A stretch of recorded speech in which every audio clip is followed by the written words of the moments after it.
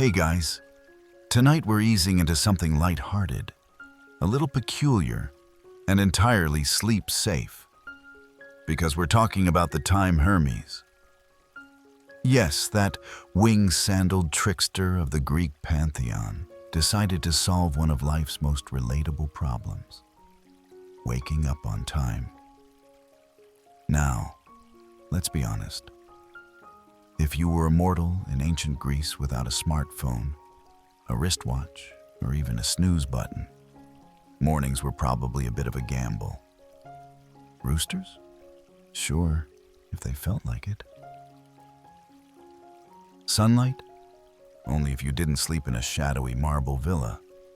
Let's just say, you probably wouldn't last long at a temple job that required punctual incense lighting. So, before you get comfortable, take a moment to like the video and subscribe, but only if you genuinely enjoy what I do here. And if you're listening from somewhere cozy right now, maybe let me know your local time and where you're tuning in from. I love hearing about your corners of the world. Now, dim the lights. Maybe turn on a fan for that soft background hum, and let's ease into tonight's journey together. You close your eyes and drift upward, up past the hills of olive trees, over dusty temple roofs, and straight into the craggy heights of Mount Olympus. The air is thinner here, colder, quieter, even, except for the occasional grumble of divine complaint. Olympus, you realize, doesn't quite run like clockwork. In fact, it doesn't run like anything at all. The gods wake when they want, sleep when they please, and schedules? Those are for mortals. Darling, but not for Hermes. Hermes, god of trade, trickery, travel, and pretty much every side gig you could imagine, is also the designated delivery boy of the universe. He has wings on his sandals, a grin that suggests he's just hidden something important, and absolutely no days off. You watch him zip past, pausing only to tie a message scroll to a rainbow.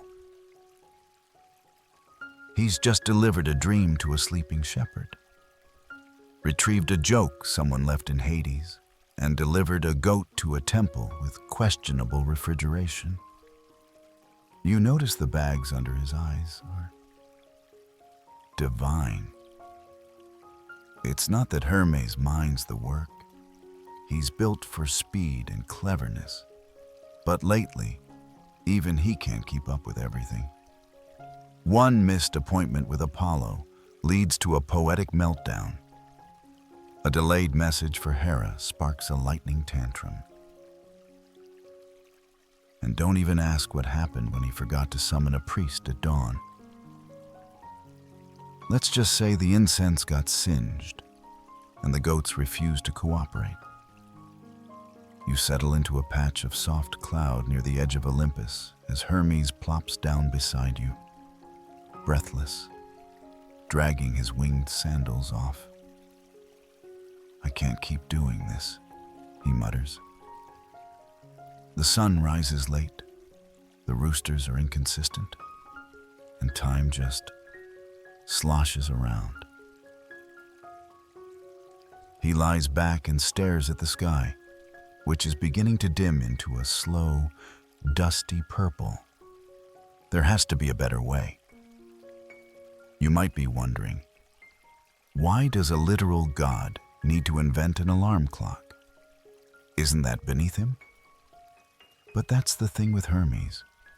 He's always peeking around corners, sniffing out loopholes, and finding little ways to make big things easier.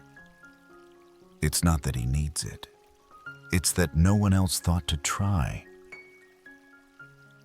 So, as you float beside him in the quiet hum of Olympus dusk, a thought begins to form. What if you could build a sound into the day itself? What if waking up didn't have to depend on birds, or sunlight, or grumpy temple aides nudging you with cold water?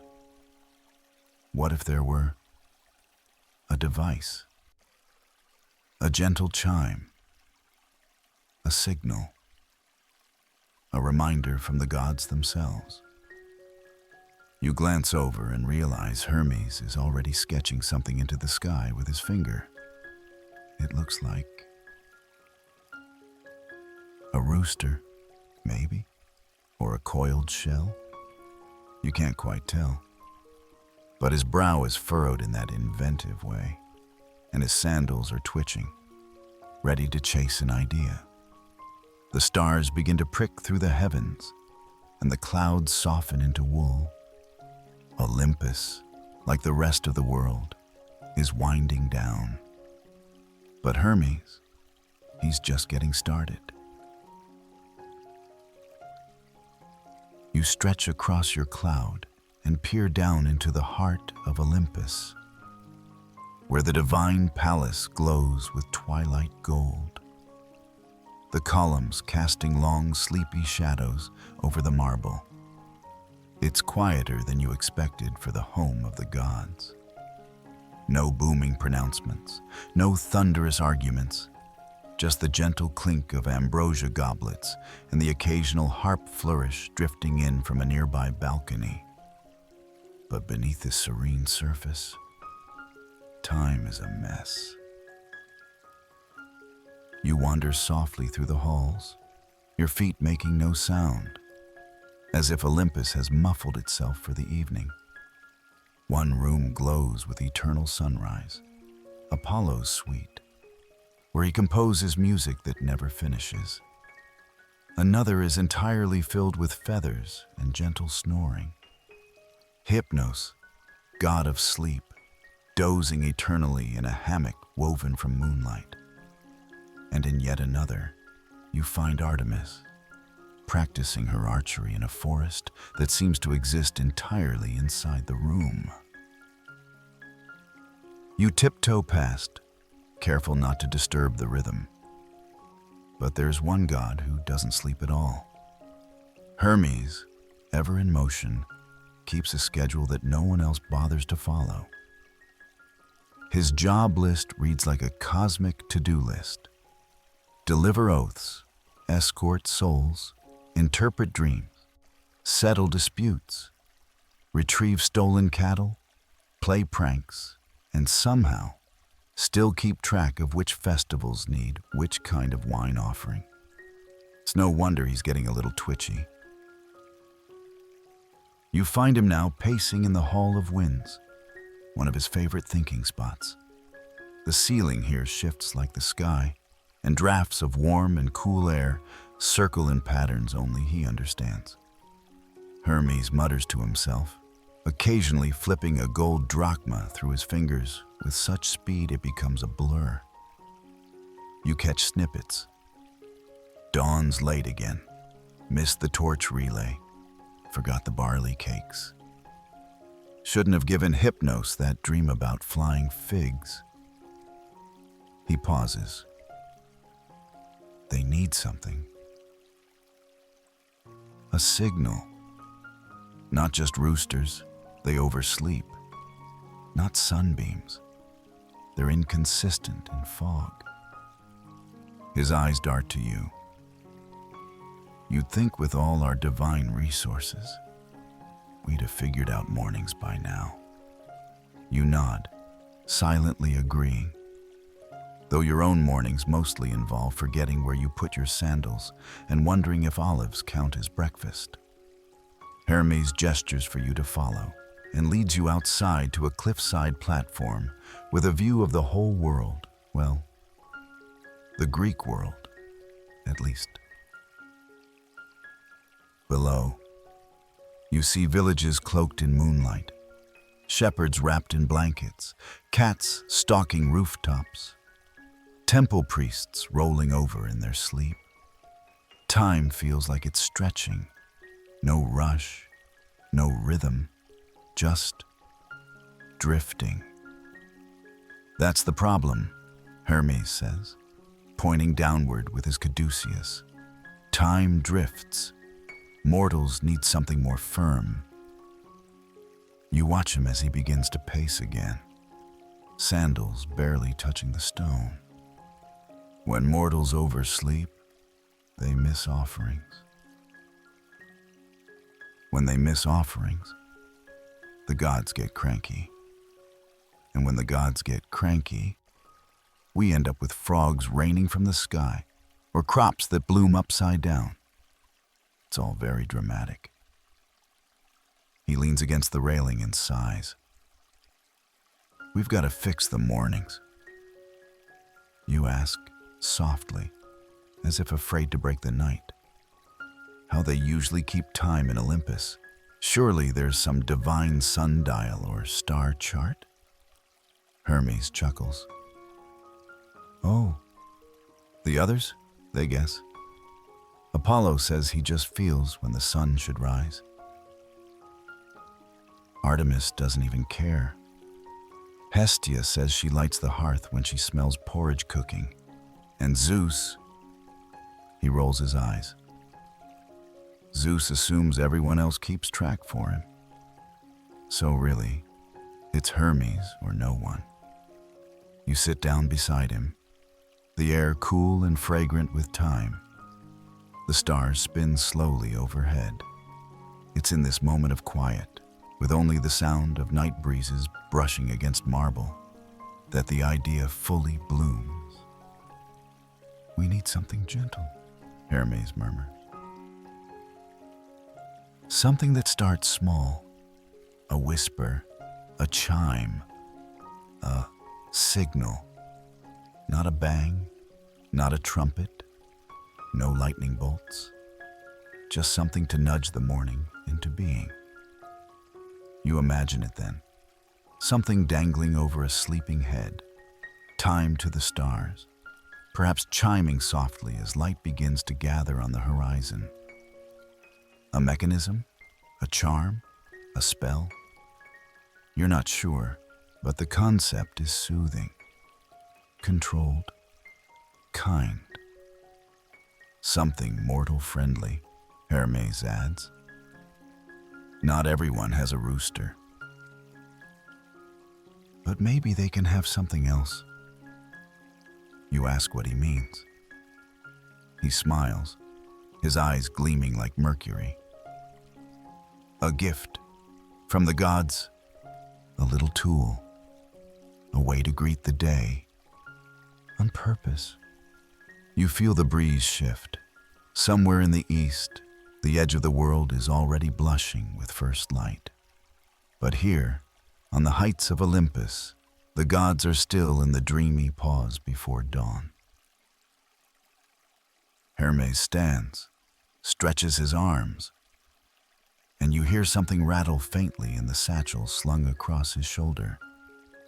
It sounds like a shell, a bronze coin. And is that a bell? He winks at you. Come on, let's make mornings interesting.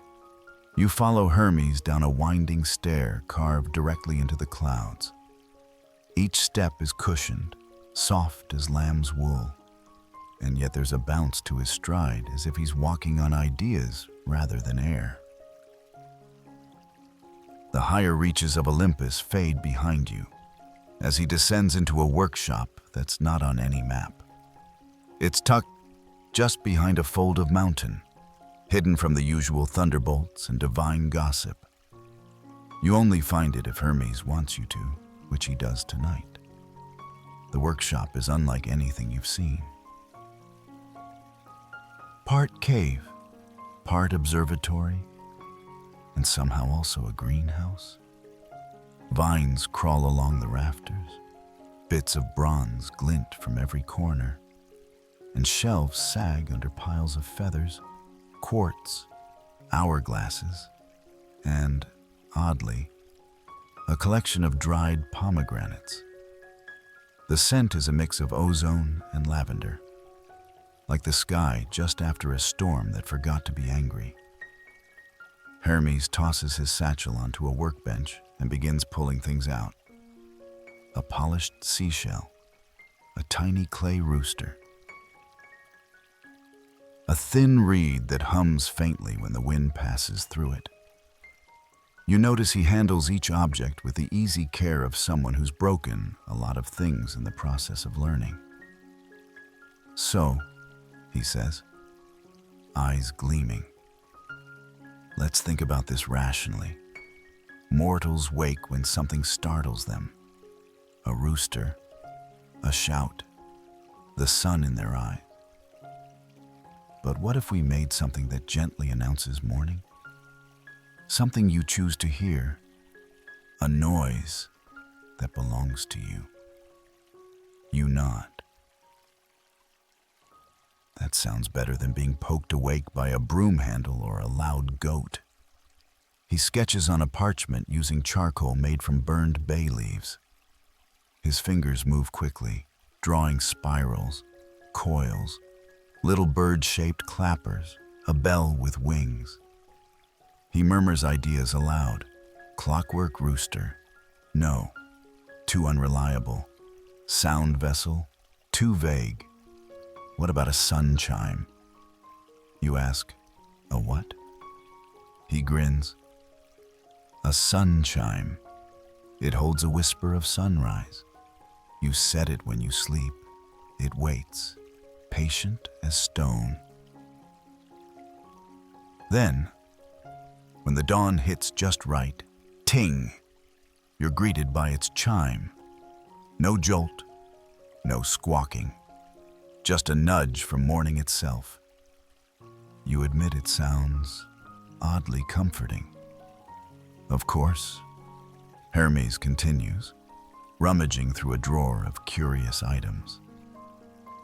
"We'd have to teach mortals how to use it. Can't have people thinking it's some kind of bird cage or grain measurer. I once invented a self-filling wine cup and they used it to catch rainwater for onions. Very disappointing." He lines up potential components: a bronze coil, a fragment of crystal, a seed pod that rattles when you shake it, a tiny polished sunstone. "But why build this now?" you ask softly, as he arranges them with care. He shrugs, but it's a shrug full of thought. I think the world's getting busier. Not just mortals, even the gods. Messages are missed, prayers mumbled, offerings forgotten. Everyone's chasing something, but no one knows what time it is anymore. That lands gently in your chest, like a stone settling at the bottom of a quiet pool. "So maybe," he adds, "maybe this little thing, a sun chime, a whisper of a schedule, maybe it helps the world remember its rhythm. Wake with the wind, pause with the dusk. Live like the day was meant to be met, not stumbled into." You help him piece together a prototype. He insists on using thread spun from moonbeam silk, only available from Celine's laundry basket on Wednesdays, and a counterweight made of river pebbles that have been sung to sleep by naiads. It's oddly meditative, this divine tinkering. No rush, no pressure, just rhythm. As you watch the device take shape, delicate, light, oddly bird-like, you ask, "But will it work?" Hermes tilts his head. "That's the fun part. We'll find out. But if it doesn't, I'm blaming Apollo." You smile. Of course. The final touch is a little feather from one of Zeus's lesser-known eagles. It doesn't screech. It just tickles the wind into movement. Hermes ties it to a cord, nods in satisfaction, and sets the sun chime in the open air by the edge of the workshop. "It's ready," he whispers, Now we wait for morning. You sit together in companionable silence as the stars begin their slow, silver migration across the dome of the sky. The chime doesn't ring, not yet, but it shivers once in the breeze, as if already dreaming of dawn. And maybe, just maybe, you start to believe that the world could wake a little more gently tomorrow. You blink, and suddenly it's darker. Not ominously dark, just more settled, more velvety. The stars overhead seem closer now, like they're leaning in to listen. Even the crickets down in the mortal realm have softened their rhythm, falling into sync with something you can't quite name. Beside you, Hermes is wide awake. He doesn't fidget. Surprisingly, he just watches the sky. You glance at the prototype sun chime, still resting quietly on the ledge. It hasn't moved since you placed it there, though the feather flutters now and then, like it's breathing. Have you ever met Eos? He asks suddenly. You think the name is familiar. Eos, the goddess of the dawn. Sister to Helios, bringer of the sun, rider of the rose-fingered morning. She opens the gates of heaven so the chariot of light can roll across the sky. But you've never seen her. Not directly. Hermes smirks. She's lovely, but forgetful. You raise a brow. Oh, yes, he continues. Once she was so deep in thought, something about a mortal lover who kept aging, that she forgot to open the eastern gate. Sun got stuck. World didn't wake. Mortals panicked. Thought the gods had packed up and moved to Mesopotamia. Took hours to fix. You imagine the chaos.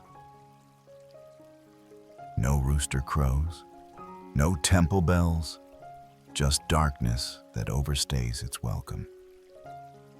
She's better now, he adds quickly. Mostly. But still, this is why we need backups. You nod, because of course even divine beings need reminders. Even Eos, elegant as the morning dew, can have an off day. And when she does, Hermes ends up rerouting half the cosmos before breakfast. You lean back as Hermes stands, stretching like a cat who knows it's still technically nighttime. I once tried to give Eos a list, he says. You know, reminders. Don't forget the sunrise. Open the eastern gate. That kind of thing. You ask what happened. She mistook it for a love letter. He sighs, taped it to the inside of her chariot, carried it around for weeks. You chuckle. It's not hard to picture. Below, you see the mortal world still asleep. Farmhouses snuggled in fog, columns casting shadows on themselves. Somewhere, a dog barks once in its dream. But you know dawn isn't far now. The air has shifted. There's a brightness waiting just beyond the edges. Hermes glances at the chime. It's not just about waking up, he says. It's about starting, how you begin things. Mortals think time is just hours, but really, it's more like a conversation. You greet it. It answers. You blink again, slower this time. That makes sense in a soft, dreamlike way. You ask if Eos ever used a chime herself. Hermes grins. She claims not to need it. But once I caught her holding a seashell up to the wind, listening for the tiniest ting, swore she was checking for moisture. but I know a cover story when I hear one. The feather on the sun chime trembles, then stills. You both pause. Hermes leans in. Almost. It's strange how quiet everything feels in that moment. Even the stars seem to hush, and yet, something's happening. A shift. A gathering. Like the entire world is taking a long, slow inhale. You glance at Hermes. He doesn't move. Neither do you. And then, with a sound so soft it could almost be imagined, the sun chime rings. Not loud. Not even musical. Just a note. A note that feels like stretching, like yawning, like warm feet on cool floor. A note that says, gently but firmly, it's time. You look to the horizon. A thread of gold appears. Just one. But it's enough. Hermes exhales. There she is. The dawn rolls in like paint across parchment. Slowly, tenderly. Eos doesn't gallop, she glides. And you realize something. The chime didn't summon her. It welcomed her, like lighting a candle before guests arrive.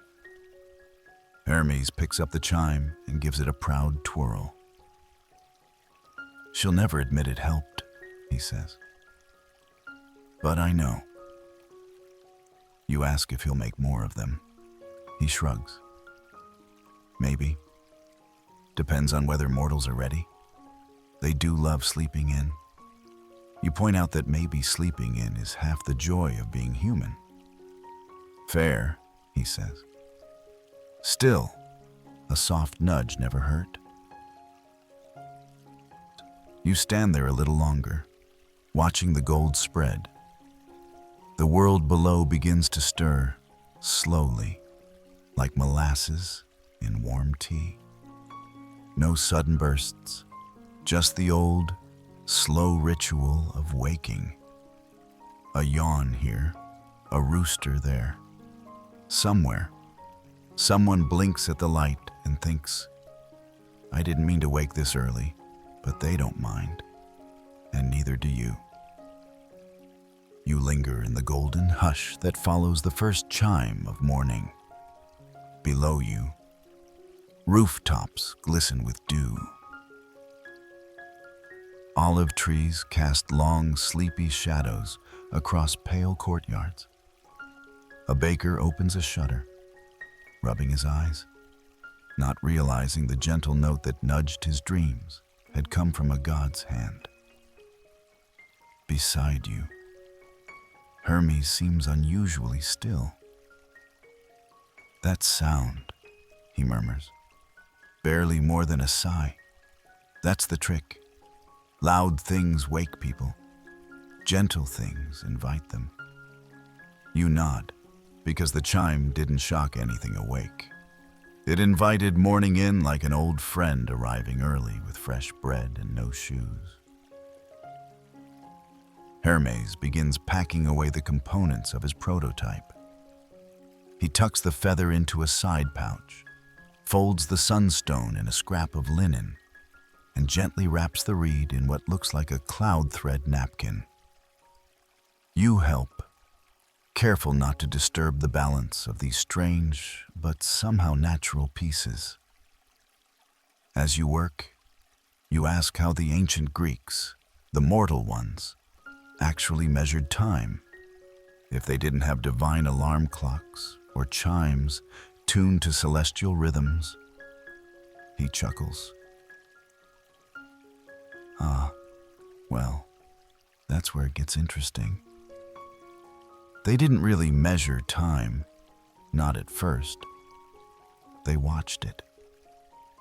He leads you back into the workshop and gestures toward a set of clay discs on the shelf. Sundials, he explains, Simple, elegant, but only work when there's sun. Not so useful for pre-dawn bakers or oracle priests who like to chant at inconvenient hours. You pick one up. It's smooth, weathered. You imagine it set into a temple courtyard, a shadow inching across its face like a silent narrator. Then there were clepsydrae, he continues. Water clocks, a bowl with a tiny hole. You fill it, and it drains at a steady pace. Mark the lines as it empties. Voila. Time. He hands you a replica, perhaps one he borrowed from a mortal artisan or mimicked from an idea whispered to a dreamer. The bowl is simple, unassuming, yet it feels important, like it holds rhythm in its silence. The Persians had them too, Hermes says. And the Babylonians. Everyone was trying to understand time, not control it. Mind you, just understand it. You tilt the water clock slightly, watching a bead of imagined time slip from its edge. There's something kind about a water clock, he continues.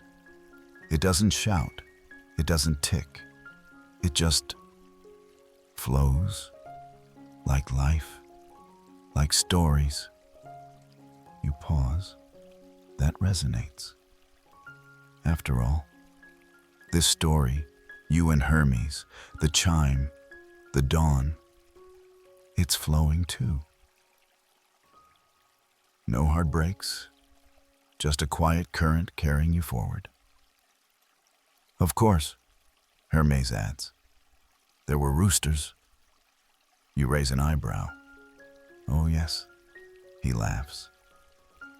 The world's original alarm clocks, fluffy, unpredictable, loud, sacred to some temples, cursed by some insomniacs. He shows you a tiny statue, bronze, beautifully detailed. A rooster mid-crow, head tilted skyward as if announcing the arrival of Eos herself. Some cities use them for timekeeping, he says. There'd be someone assigned to listen. If the rooster crowed, you knew to light the altar, open the gates, or turn over the hourglass. But, he adds with a grin, they were wildly inconsistent. A rooster might crow at the moon or stay silent till mid-morning. You just never knew. You imagine an ancient Athenian priest mumbling curses into his cloak, wondering why the sacred rooster hadn't done its job. That's why, Hermes says, leaning close, I figured we needed something better. Not a replacement for time, just a companion to it. You look again at the chime. It still seems so simple. But you understand now that it's not about the gadget. It's about the idea, the invitation, the grace of being woken, not startled. Hermes gazes out the window, where dawn is now fully dressed in soft peach and pale gold. The mortals might not remember I made it, he says. Give it a century. They'll say the chime came from Athena or some clever potter in Corinth, but that's all right. Ideas don't need credit. They just need to work. You nod. The gods don't always need their names on things. Sometimes the legacy is in the rhythm itself.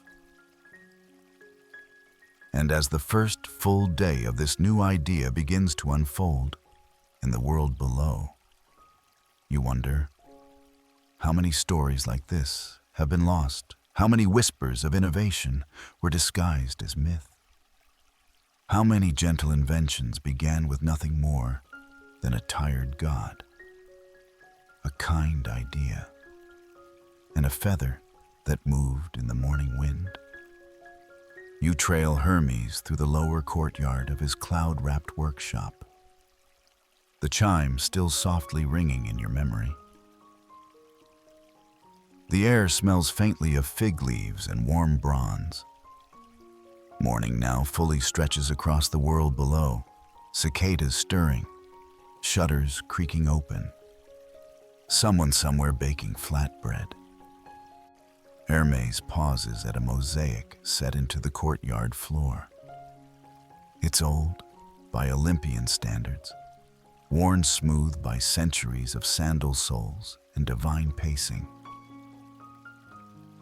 You crouch beside him as he brushes aside a layer of mist, revealing a scene. Mortals tracking the stars, measuring shadows, observing the length of their own footsteps between temples. "See?" he says, tapping the figure of a robed thinker holding a staff. They didn't need clocks. They had attention. You lean in. The figure's eyes are fixed on a curved stick, perhaps a sundial, perhaps just a stick, and you can feel the quiet reverence for time, not as a number, but as a presence. The Greeks, Hermes continues, didn't see time as something to conquer, not yet. They watched it, listened for it. Time was a god. Or several. Really. You nod. There was Chronos, the abstract, vast one, and Kairos, the opportune moment, the little window of perfect timing. And don't forget Ion, Hermes adds, the endless, circular kind, the one that loops instead of ticking. You think of the chime again. It's not about knowing what time it is. It's about meeting the right moment. When the wind shifts, when the light changes, when the air holds its breath. Hermes walks you to a wide balcony overlooking the mortal world. Mortals used shadows first, he explains, and not just on sundials. Builders would track the length of shadows to plan walls, crops, even songs. Some temples are aligned to sunrise on one specific day. That's their clock.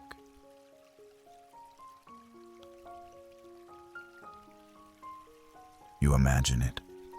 Stone cutters marking time by where the light landed, choreographing their chisels to the tilt of the earth. They also watch the stars, he says. Heliacal risings, they called them.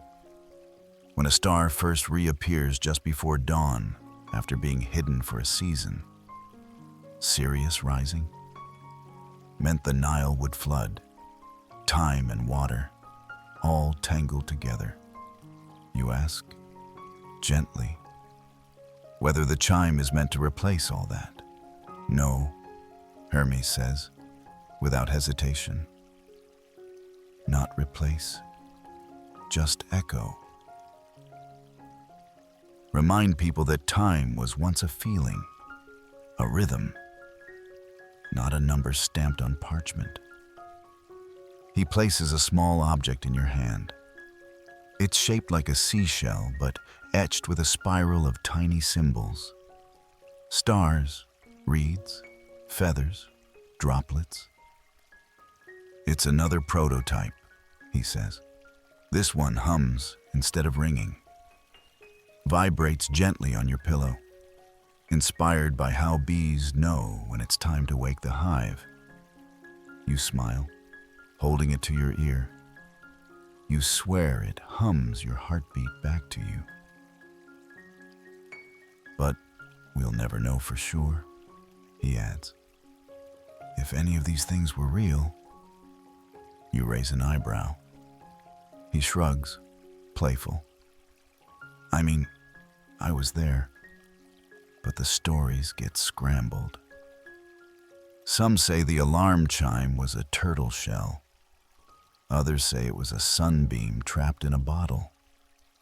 Maybe it was just a clever priest with a bell and a lot of patience. You laugh quietly. The myths grow fuzzy around the edges on purpose, it seems.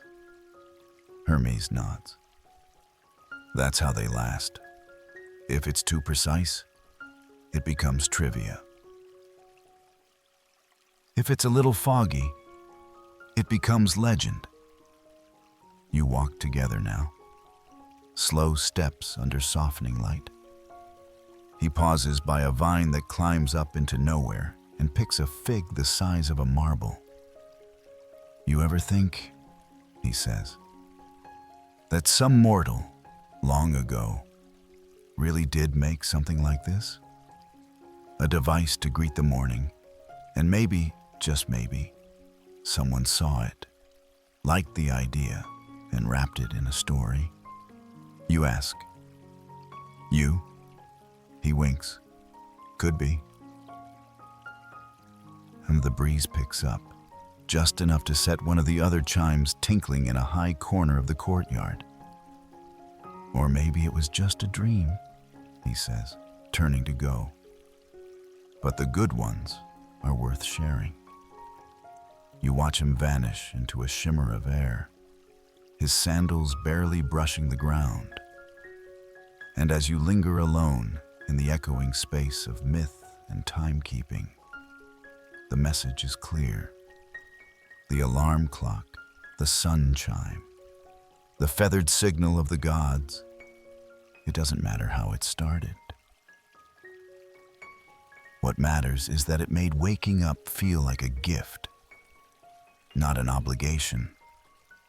Maybe that's all the invention ever needed to be. You find yourself wandering down the gentle slope of Olympus, the clouds thinning beneath your feet. A warmth from the newly risen sun wraps itself around your shoulders. Not hot, just comforting, like the hush of a wool blanket after a cool night. Behind you, Hermes is already off again, probably delivering a love poem to a mortal who didn't ask for one, or helping a goat remember where it left its sandals. He moves quickly, yes, but thoughtfully, like a river that chooses its own path. Ahead of you, a new thought forms. How exactly would that mythical first wake-up gadget have worked? You pause beneath a crooked olive tree, its leaves silvering in the light, and close your eyes. The question doesn't come with pressure, only curiosity. The best kind, the kind Hermes seems to live in. In the stories, at least, the quieter ones whispered by temple novices and passed along by poets too sleepy to bother with details. It's said that Hermes built his first version of the alarm, using whatever he could find in the cracks between the world. A hollow gourd, a pebble worn smooth by ocean tides, a hair from Selene's lunar steed, a flute reed from a nymph who specialized in lullabies. No nails, no cogs, just intention. And a feather tied to balance. The device, according to one version, wasn't even visible to mortals. It rested beside their beds in the dream realm. When dawn approached, real dawn, not the polite kind that slips in gradually, but the one that stretches and yawns. It would emit the tiniest breath of sound, like the first note of a lyre or the sigh of a fig leaf. And the sleeper would feel it before hearing it, not startled, just stirred, like cream in morning coffee. You wonder whether these stories have a root in something tangible. Did an artisan somewhere along the Ionian coast once carve a little bell into a chunk of amber and hang it over his son's cot? Did a priestess wrap rose petals around a clay disc that released scent at the fifth rooster crow? And if they did, if any of them really tried to make morning kind, would they have realized that they were part of a divine experiment? Scholars today, of course, have opinions. Many of them treat the Hermes alarm myth as just that, a myth, an allegory, maybe, for the birth of order, a symbolic tale of timekeeping rising from chaos. They cite Hesiod, though he never mentions it. They dig into Plato, try to link his musings on time and the soul to the metaphor of the chime. One particularly ambitious thesis claimed that Hermes' invention prefigures circadian rhythm regulation. You imagine Hermes reading that and laughing so hard, he drops his satchel in the river. But others, notably the ones who take walks at sunrise and talk more to temple cats than to library shelves, have different thoughts. They say the myth feels right, that something about it hums with the truth, that the idea of a god who wanted mortals to wake gently makes more sense than one who just threw lightning at problems. And really, wouldn't it be just like Hermes to sneak a helpful little invention into mortal life? Not with fanfare, but with a wink? You lie back beneath the olive tree, its branches rocking lazily above you.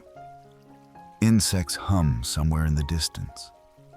A breeze smells faintly of thyme and salt. You close your eyes and imagine that somewhere, right now, a sun chime is ringing. It might be over a shepherd's cot, nudging them to gather the flock before the heat sets in. Or over a philosopher's bench, inviting a new thought into being. Or tucked quietly into the pocket of a traveler who isn't even sure why they woke just then, but now can't stop smiling. And in that quiet, somewhere between dreams and dawn, you understand something very old and very simple. The chime didn't mark time. It made room for it. You wake, gently, though you hadn't quite realized you'd drifted off, and find yourself once again in Hermes' workshop. Or rather, what's left of it for now. It seems to have rearranged itself overnight, the way dreams do. The workbenches have shifted. Scrolls have rolled themselves up tight, and the little bronze rooster on the shelf has turned slightly east, as if listening. The chime, still quiet. But you sense it's already done its job. Hermes reappears, not with his usual whirlwind energy, but walking at a pace you'd call almost mortal. There's something satisfied in his shoulders. The kind of stride someone has after seeing a very silly plan work unexpectedly well. "Good morning," he says with a grin. Or afternoon. Depends how well the chime did. You smile and ask what comes next. Was this just a one-time experiment? A myth in the making and nothing more? Hermes shrugs, pulling up a stool. You know how these things go. One city hears a rumor, another starts copying it, and before long someone's selling knockoff chimes in the agora. You picture it, a merchant hawking sunrise shells strung on twine, promising approved by Hermes himself, with a wink and a barely legal signature. But that's the thing, he continues. It's already become something. You invent a whisper, and the world makes a story out of it. You glance over at the earliest prototype, the one made from bronze scraps and bits of dried sea foam. It sits silently, but you sense it still remembers the first time it rang. not unlike a storyteller recalling their first tale. The temple started ringing bells after that. Hermes muses aloud, tapping his caduceus lightly against the floor. Not immediately. Took a few centuries. But eventually, someone realized that rhythm can be sacred. You raise an eyebrow. Bells? Bronze bells, he confirms. Hung in sanctuaries, not for drama, well, sometimes for drama, but mostly for order. Morning rituals, changing of duties, invitations to prayer. You'd heard of temple bells, of course, but somehow, hearing it from Hermes, they sound older than you remembered. They weren't alarms, he adds. They were reminders. The same way your heartbeat reminds your body you're still here. You ask if his original chime ever left Olympus. Was it ever shared? Hermes smiles, a little cryptic now. Shared is a strong word, but let's say inspired. And then, as if on cue, he walks you over to a tall shelf covered in dusty artifacts. He gestures to each one like a docent in a museum that only appears to those on the verge of sleep. Here, a shell chime from the Cyclades, strung with bits of coral and fishbone. Soft sound, used by sailors to time their shifts. There, a Sumerian charm, etched with symbols for dawn, breath, and safe return. No chime, but believed to glow faintly at first light. In the corner, a polished obsidian plate with an indentation where water once pooled and dripped in steady rhythm. A cousin, perhaps, to the clepsydra, but gentler. A listening bowl, used in temples where silence mattered more than motion. All of them, whispering. All this, Hermes says, before clocks ever ticked, before gears and springs, before bells rang from towers. Mortals were already trying to find that gentle nudge into day. You realize then that maybe the story of the alarm clock didn't begin with a blacksmith or an inventor. Maybe it began here, with myth, with a feather, with a god tired of delivering messages at sunrise and wanting the world to rise more kindly.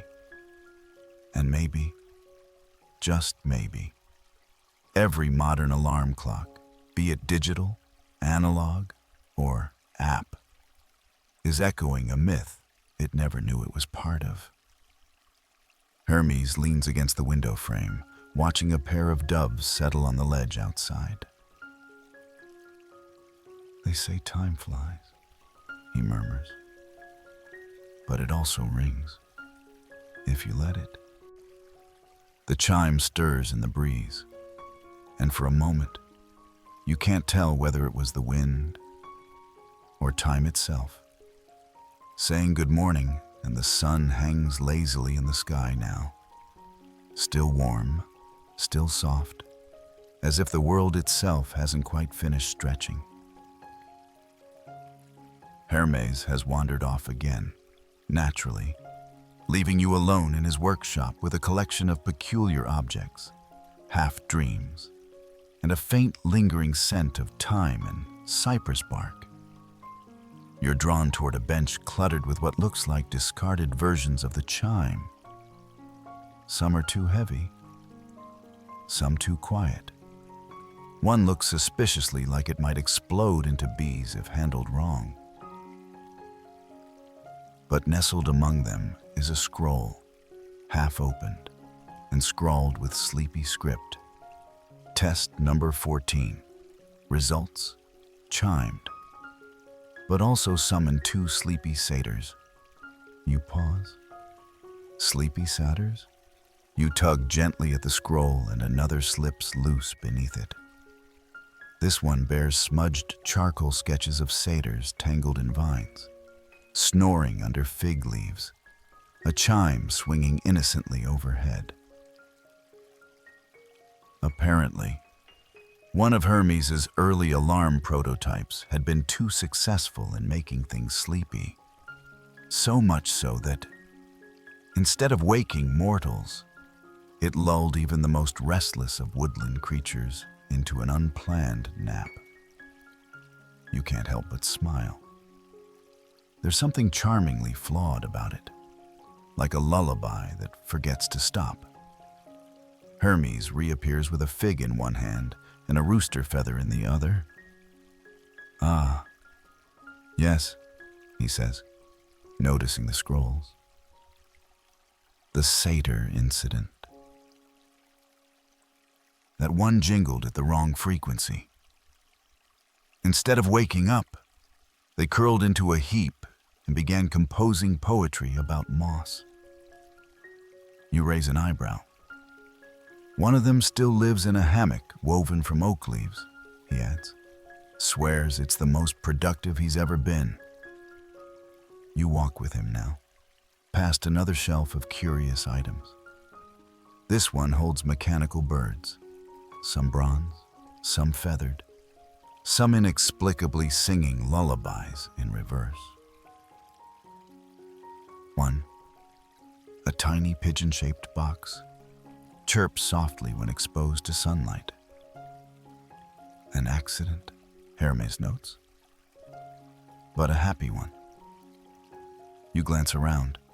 It's clear now that this workshop wasn't just for invention. It was for play, for trial and error, for turning myth into objects and objects back into stories. You ask if anyone ever caught on, if mortals knew Hermes was tinkering in their mornings. He shrugs. Some suspected. You know how it is. A priestess would dream of a feather, find one under her pillow, and wake to a bell she didn't remember owning. That's how myths begin. And mistakes, you suggest? He laughs. Oh, plenty. One prototype was meant to vibrate gently near the sleeper's ear. Instead, it summoned a chorus of frogs. Took 3 days to undo. He pauses thoughtfully. Though, to be fair, the frogs were punctual. You ask what happened to the early testers, the mortals who unknowingly trialed the first alarm devices. Hermes looks into the distance. Some became temple attendants. They were always up before the sunrise, smiling for reasons they couldn't explain. Others became poets, writing verses about the bell in the breeze or the whisper at dawn. Do you think they remembered? You ask. Maybe, he says softly. But remembering isn't the point. Feeling is. You both step out into the open air.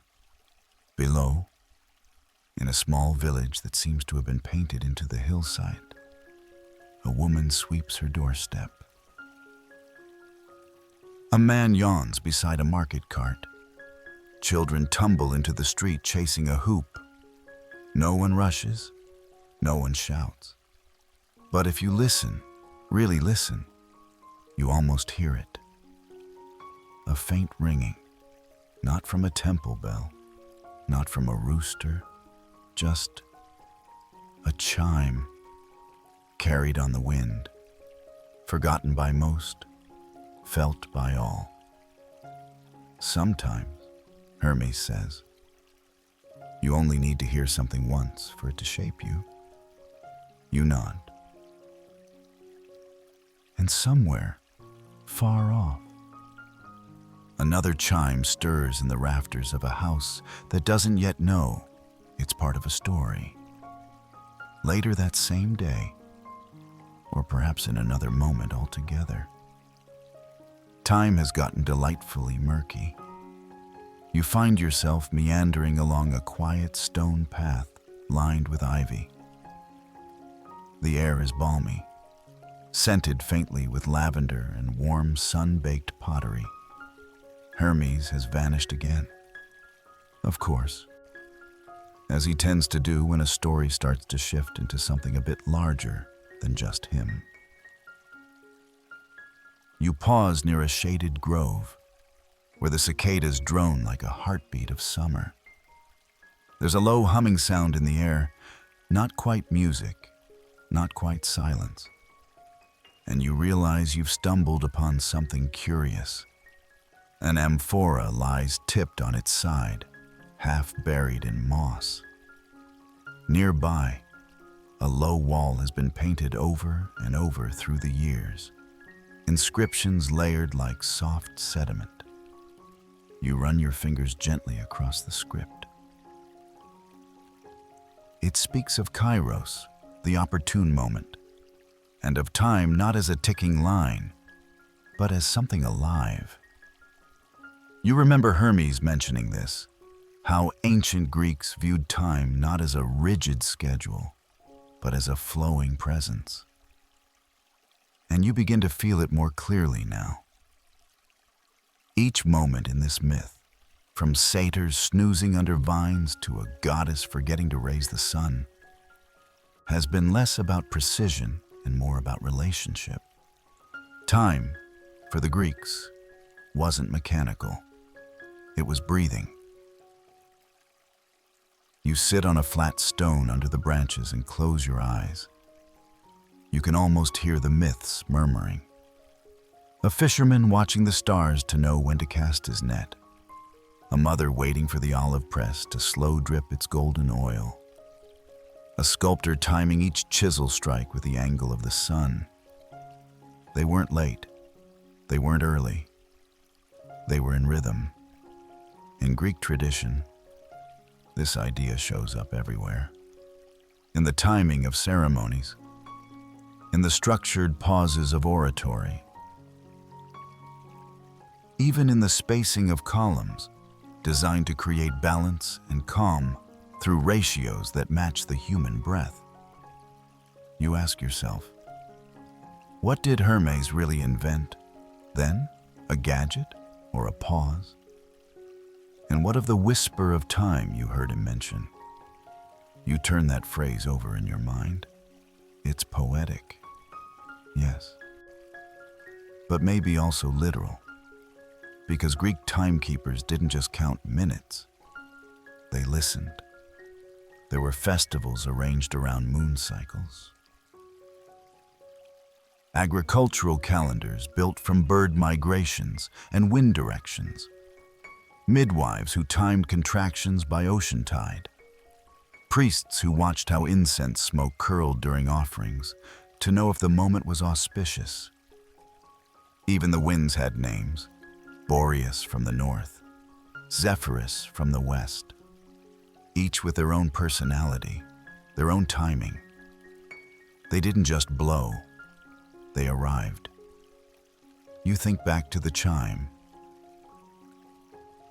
Perhaps that's the deepest truth of it.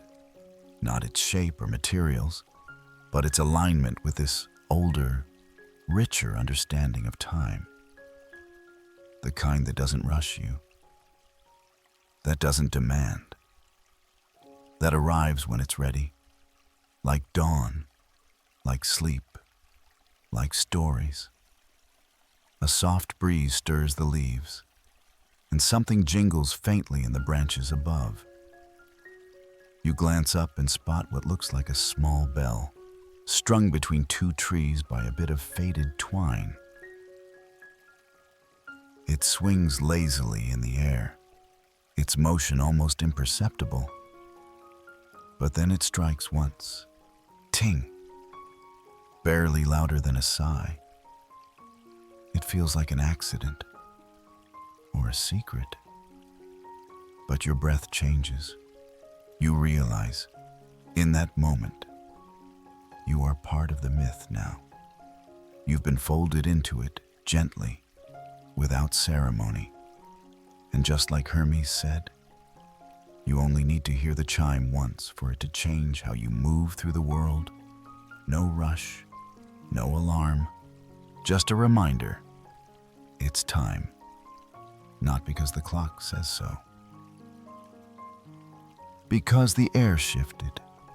Because something inside you listened. And that's enough. You're walking again. Slowly, aimlessly, the way only dreams and stories allow. Your path curls around a hillside blanketed in wild thyme and pale yellow poppies. And as you crest a ridge, you see something unexpected. A small open-air pavilion with painted columns, its ceiling half collapsed, but still humming with echoes. There are markings on the walls, symbols and words in multiple scripts. Greek, Akkadian, Old Egyptian.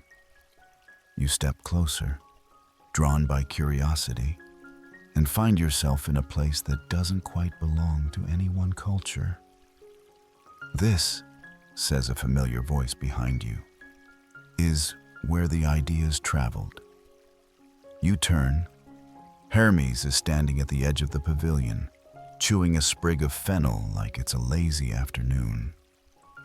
His winged sandals are dusty, and he carries a satchel that seems heavier than usual. I thought the chime was just a Greek thing, you say. Oh no, he replies with a grin. Ideas don't stay put. They travel, like smoke or rumors. He gestures to the far wall, where a faint diagram is etched into stone, a kind of timekeeping device made from layered vessels, water dripping steadily from one bowl to another. A clepsydra, but not like the ones in Athens. This one is older, Sumerian, perhaps, or something that traveled down the Tigris with the reeds and river songs. Babylon, Hermes says softly. They had some of the cleverest minds when it came to measuring time. Not just clocks, calendars, stars, entire systems. They knew when Venus would rise, before most Greeks knew which way was east. You walk beside him, reading the faded glyphs. He points to a cartouche framed in gold leaf. Egypt, he explains. They didn't trust shadows. Too inconsistent. So they watched the stars.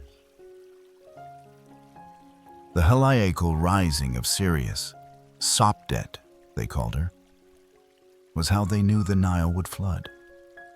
You imagine it. The hush of a Theban temple, priests in linen robes watching the eastern horizon, waiting for one single star to blink into view. And with it, a year begins. They had water clocks too, Hermes adds. But their version often chimed, mechanically. They rigged them with floats and bells. Little copper spheres that dropped into bowls as the water level changed. He smiles. Sounds familiar, doesn't it? You nod. Maybe the first alarm clock didn't chime in Greece. Maybe it echoed across deserts and rivers long before. And over here, Hermes continues, leading you to the final column, is India, Vedic traditions. They used gnomons, vertical sticks casting shadows, to align rituals, and bells, always bells, but not to interrupt, to mark the sacred moment. You pause. That distinction feels important. Time wasn't something to fear, he says, sensing your thought. It wasn't a countdown.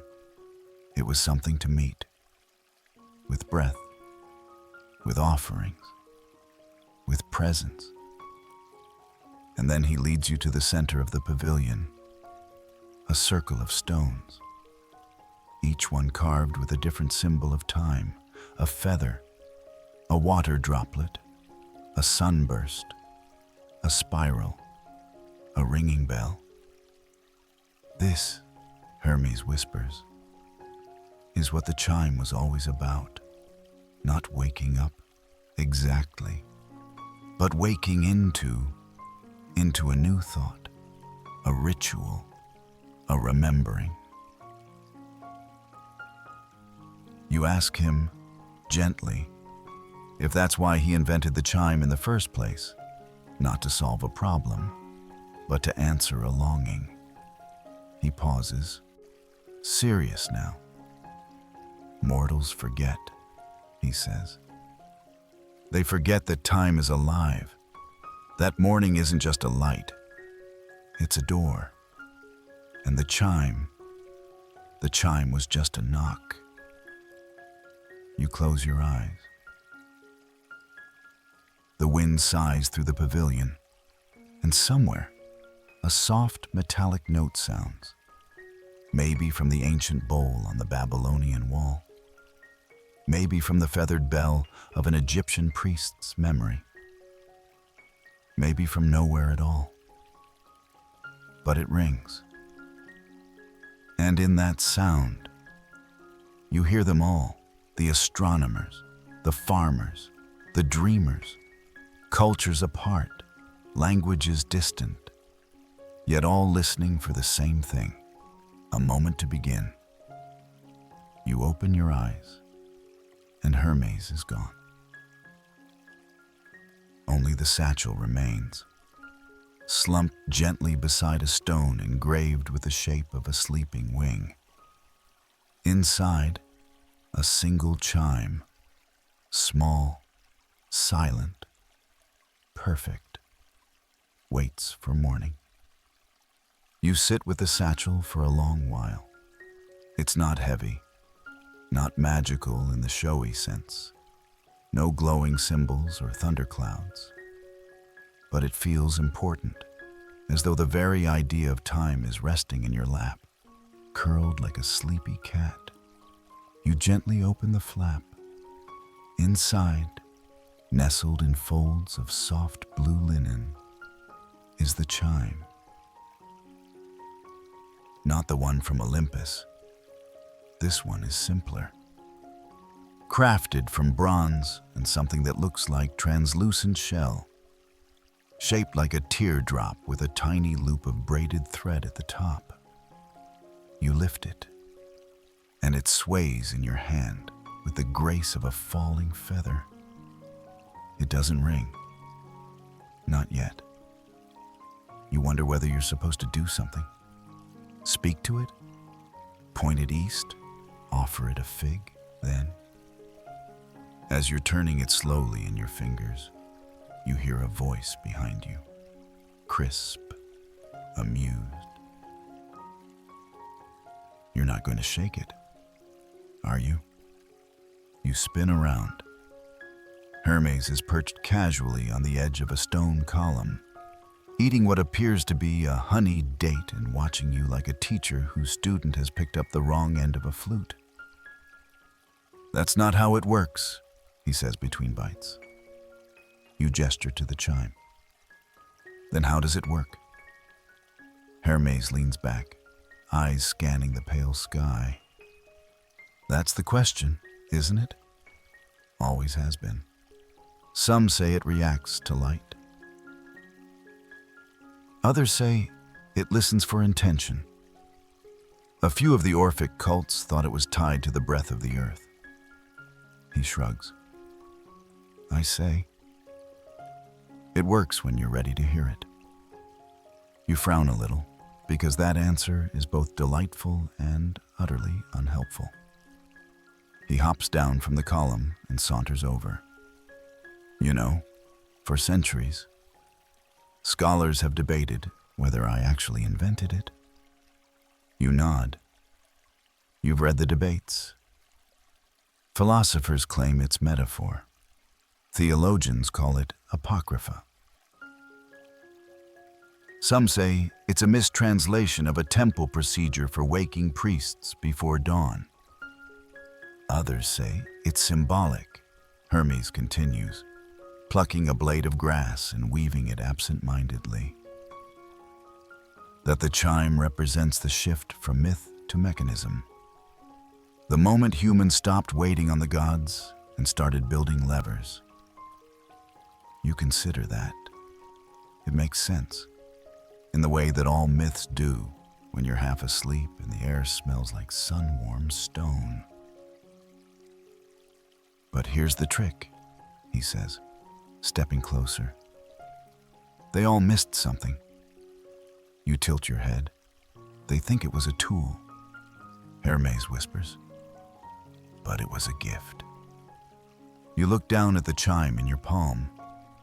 It wasn't about waking up faster, he says, or being more productive, or syncing with sun cycles.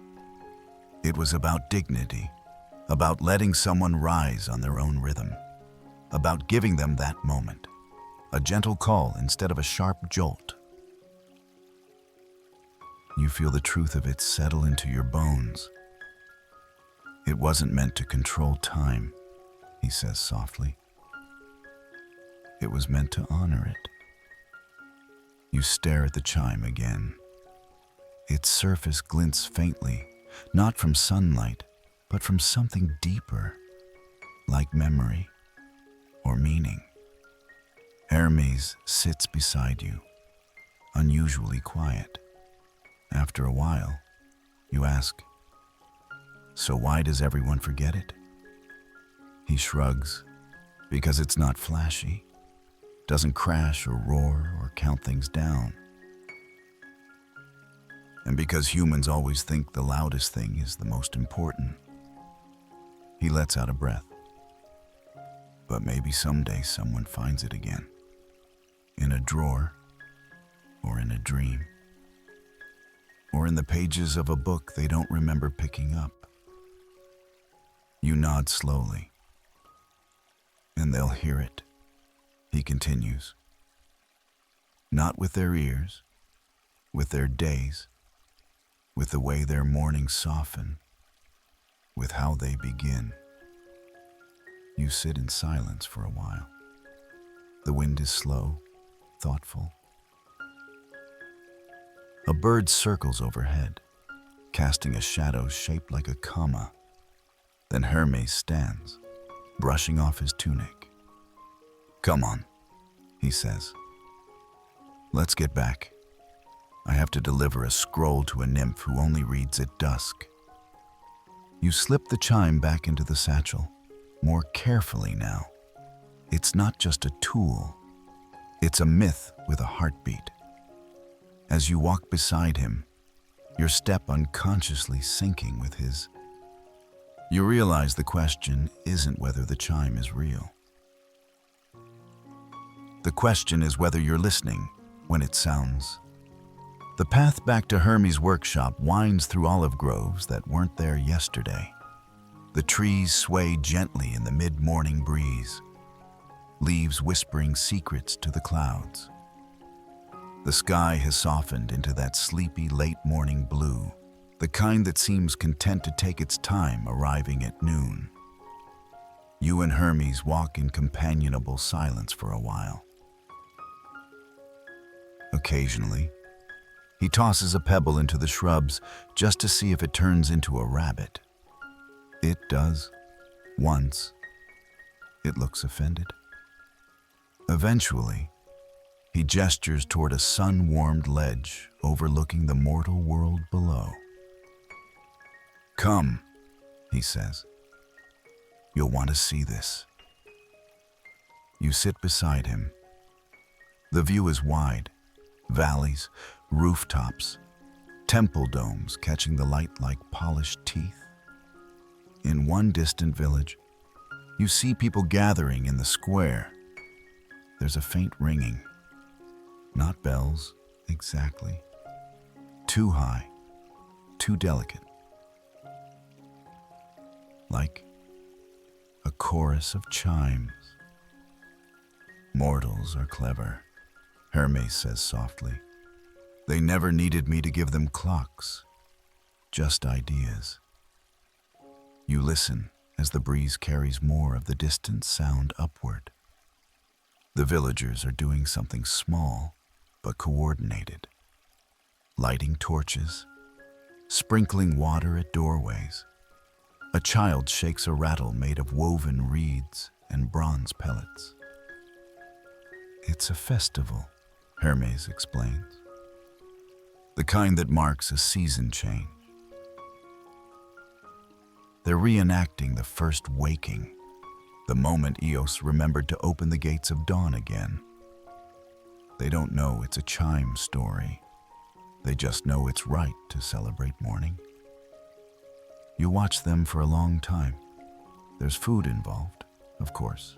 Flatbread, honey, figs.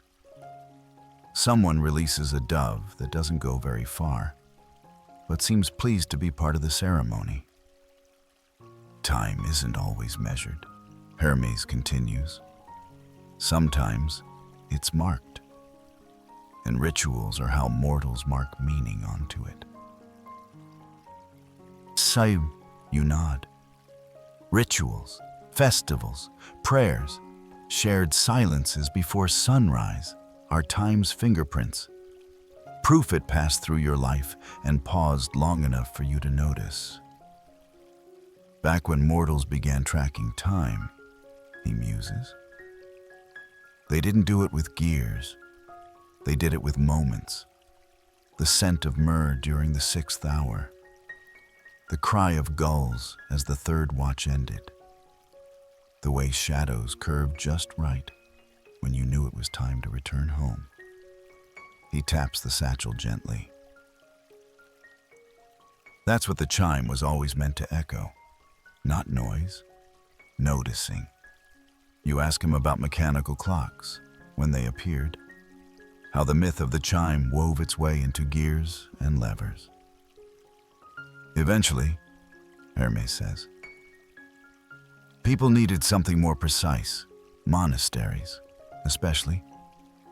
They had prayers at fixed times, and monks, well, they didn't trust roosters either.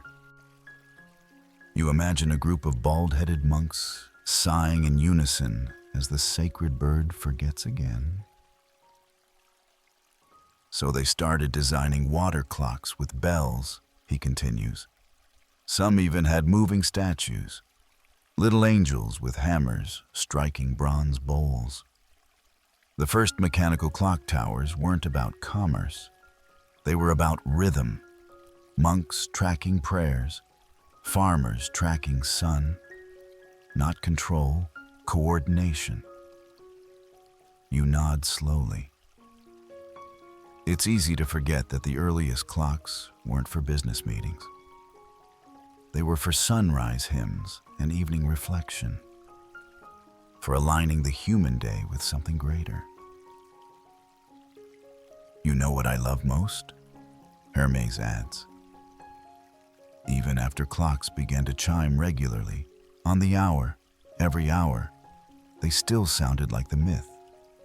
Soft, clear tones, like the echo of something older.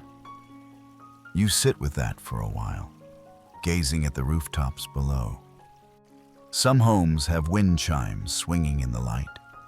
Some have bells beside their doorways. Some have children skipping rope in time, with a rhythm that only they can hear. And everywhere, it seems, the morning is unfolding not as a command, but as an invitation. Hermes stands. They don't call it an alarm chime, you know. Too jarring. Just a bell. You smile. He's right. The word alarm didn't belong to the original myth. It crept in later, like a crow among doves. Let's not blame the crow, Hermes says with a wink. Even crows have rhythm. He starts walking again, and you follow. You feel something quieter now, more settled. Not sleepiness, exactly, but a kind of calm wakefulness, as if the world, and you with it, have remembered how to begin the day softly. And somewhere, in the folds of a satchel worn by a god with winged shoes and a grin that doesn't fade, the original chime rests. Still, silent, waiting for the next moment worth beginning. The path leads downward now, slow and winding, as if Olympus itself is easing you back toward the mortal world. The trees begin to change, too. Fewer laurels and olives, more pines, cypress. The air thickens slightly with the scent of stone ovens, goat's milk, and lavender fields somewhere just out of view. Hermes is gone again. Not abruptly, just quietly missing. The way ideas sometimes vanish the moment you try to write them down. You continue on your own, feet making almost no sound on the soft earth, until you reach a small settlement, a polis, really. Modest, sun-washed, and comfortably lived in. The kind of place where everyone knows which goat belongs to whom. And the baker always bakes too much on purpose. You settle on a low wall near the agora, watching the town stretch awake.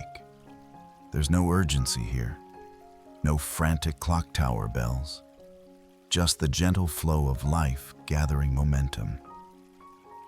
A woman sweeps her threshold with a bundle of herbs. A boy carries a basket of figs, trading one to a street dog in exchange for its silence. And near the edge of the square, a bronze bowl hangs from a beam, catching the wind. It rings, softly, delicately, as someone walks beneath it. You tilt your head. That sound again. It's not a bell for summoning, not a signal of warning. It's more like punctuation, like someone gently tapping the start of a sentence. And then it hits you. This town does have a timekeeping system. It's just quieter than you expected. You wander through the town as the morning blooms, observing. A line forms at the well, but not because a bell rang, just because the light shifted and people knew. The baker opens his shutters when the shadow of the acacia tree hits a specific stone.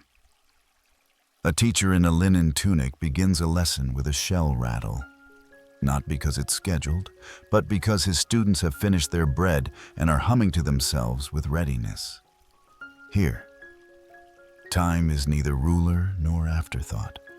It's woven in. You remember Hermes' words? How ancient time wasn't something to chase, but something to meet. And here, in this quiet village, you see that idea still living. You pause outside a home with painted shutters and notice an old woman sitting by the window, stringing beads. One is made of jade, one of bronze, one of what looks like a bird's bone. She doesn't look up, but says, "You're not from here." You admit you're passing through. She nods. Most people do. The ones who stay are the ones who remember. Remember what? You ask. She ties a knot and adds a bead of cloudy quartz. That rhythm isn't only in clocks. You wait. She glances at the sun. It's in how long bread takes to rise, how far your shadow stretches when it's time to return from the fields. in the way children grow without being told when to become quiet. She lifts the finished strand, more like a talisman than a necklace, and gives it a gentle shake. It doesn't jingle. But you feel something shift, like the air leaned forward to listen. "I knew Hermes once," she adds, casually. You blink. She smiles. "He borrowed a bell from my mother. Said he needed it to wake a rooster who was late for his own sunrise." That sounds about right. You thank her and continue walking. The chime still tucked in the satchel feels warmer now, or maybe more awake. You pass a temple near the edge of town. No statues. Just a long stone bench, a mosaic of Eos stretching her arms toward the sun, and a single copper bowl mounted above the entryway. The bowl has no clapper, no striker, just a feather, tied to a reed, swaying softly in the breeze. And still, it chimes. Only once. Only for you. The chime still echoes in your chest as you step away from the temple, that feathered note threading its way into your breath, your footsteps, even the rhythm of the warm midday air.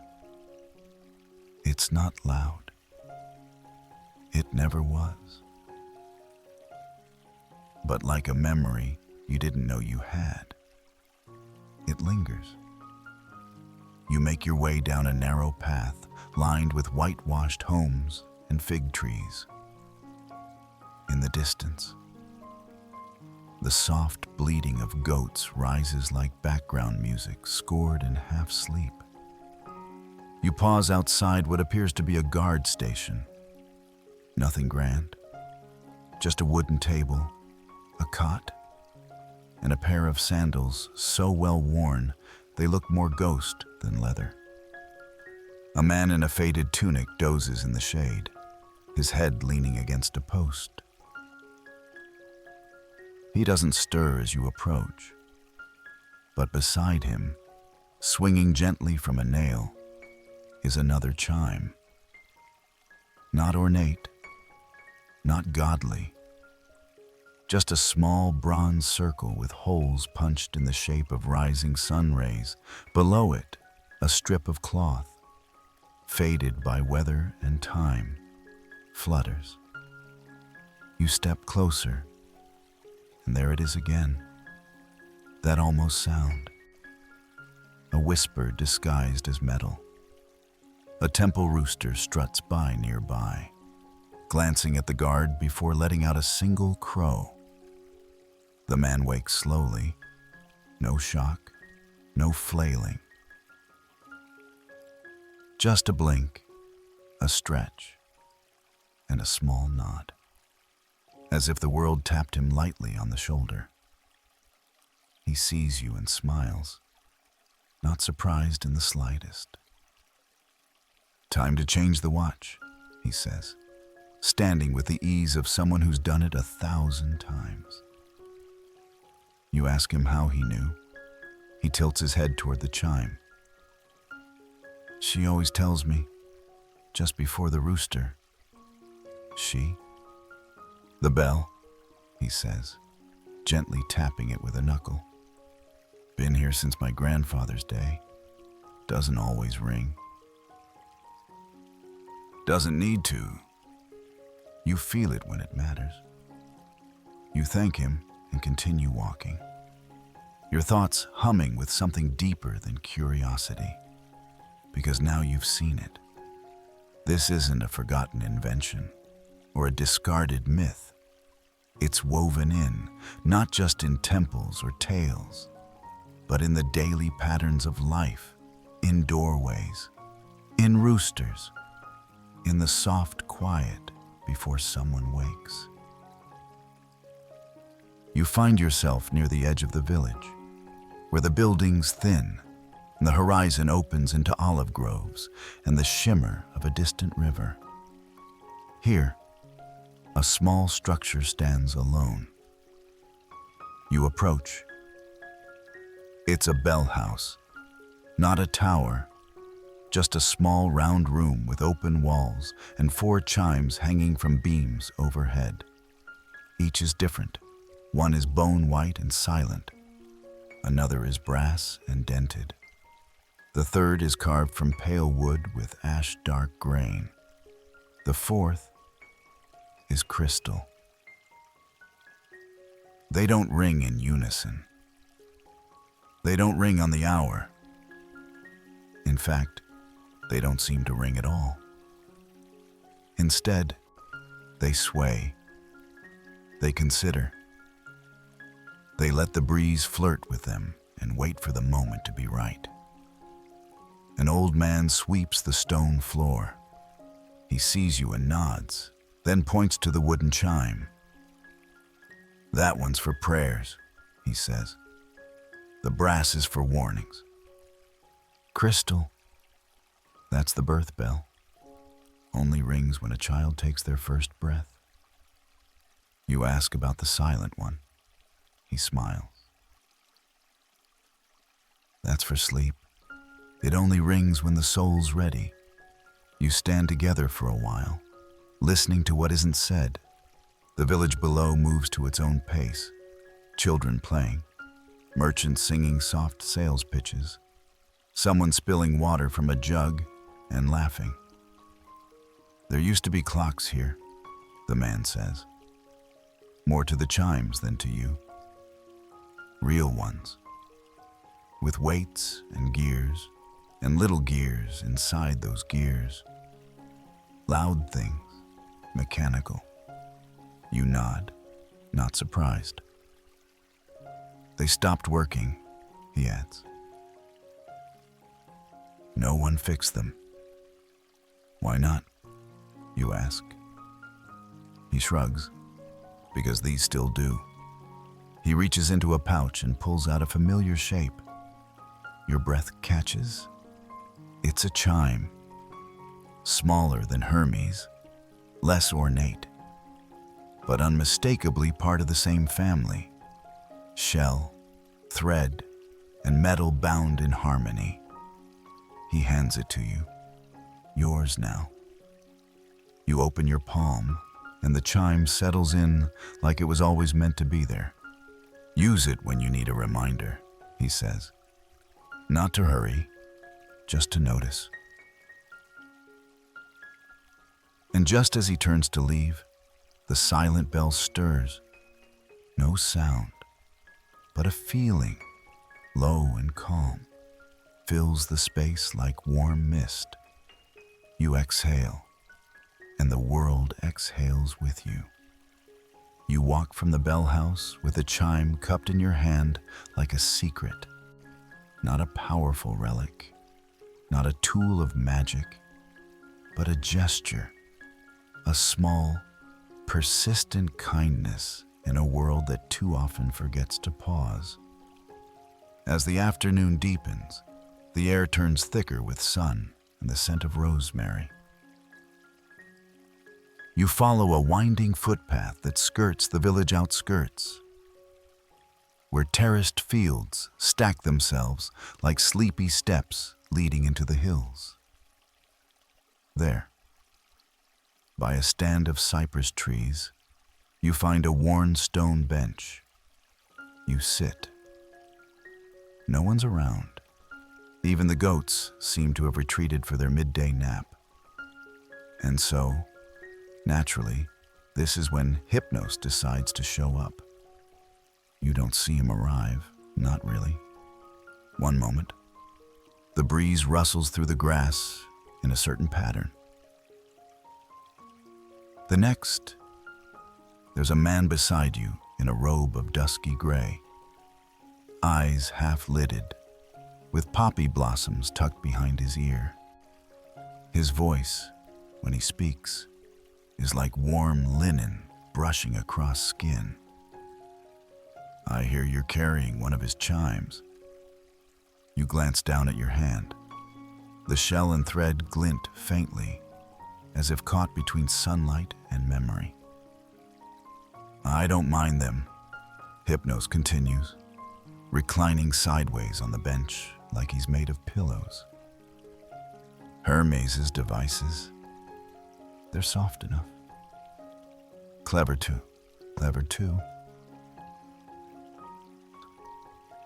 You're not quite sure what to say, but he doesn't seem to expect much. Instead, he lifts a hand and gestures lazily toward the sky. You'd be surprised, he says, how many mortals think they fall asleep when they hear the chime. He smiles, slow and dreamy. But really, they fall asleep because they've finally allowed something to be gentle. You let that wash over you for a while. There's a truth to it. A chime isn't an end, it's a permission slip. A moment when the world says, you can stop now. You've done enough. Back when Hermes was fiddling with his first prototypes, Hypnos murmurs. He kept asking me what sound sleep made. I told him it wasn't a sound. It was a surrender. He didn't like that. Said it wasn't mechanical enough. He chuckles softly, eyes closing for a breath. But to his credit, he listened. You ask him if the gods ever used chimes themselves. Hypnos opens one eye. Sometimes. Apollo tried once. Tuned a lyre to wake him at dawn. It failed. You raise an eyebrow. He woke up at dusk, declared it an acceptable artistic compromise, and played 5 hours of harp solos. You both sit in silence for a while, the kind of silence that has weight, shade, texture. And then Hypnos speaks again, his voice now a little slower, like even he's drifting. Time used to be like this, before sundials, before bells, just the rhythm of breath, the warmth of a fire fading. The long pause between dreams. You imagine it. An age when sleep came with the stars and departed with the bird song. No schedules, no interruptions. Just a world leaning naturally into rest. You mortals, Hypnos says gently. You chased time until it started chasing back. But every once in a while, someone remembers. They light a candle. They listen for the breeze. They make a cup of something warm, and they let go. You ask if that's what the chime is really for. He nods once, slowly. Not to wake, he says, to mark the edge, between movement and stillness, between day and night, between the noise and the quiet underneath.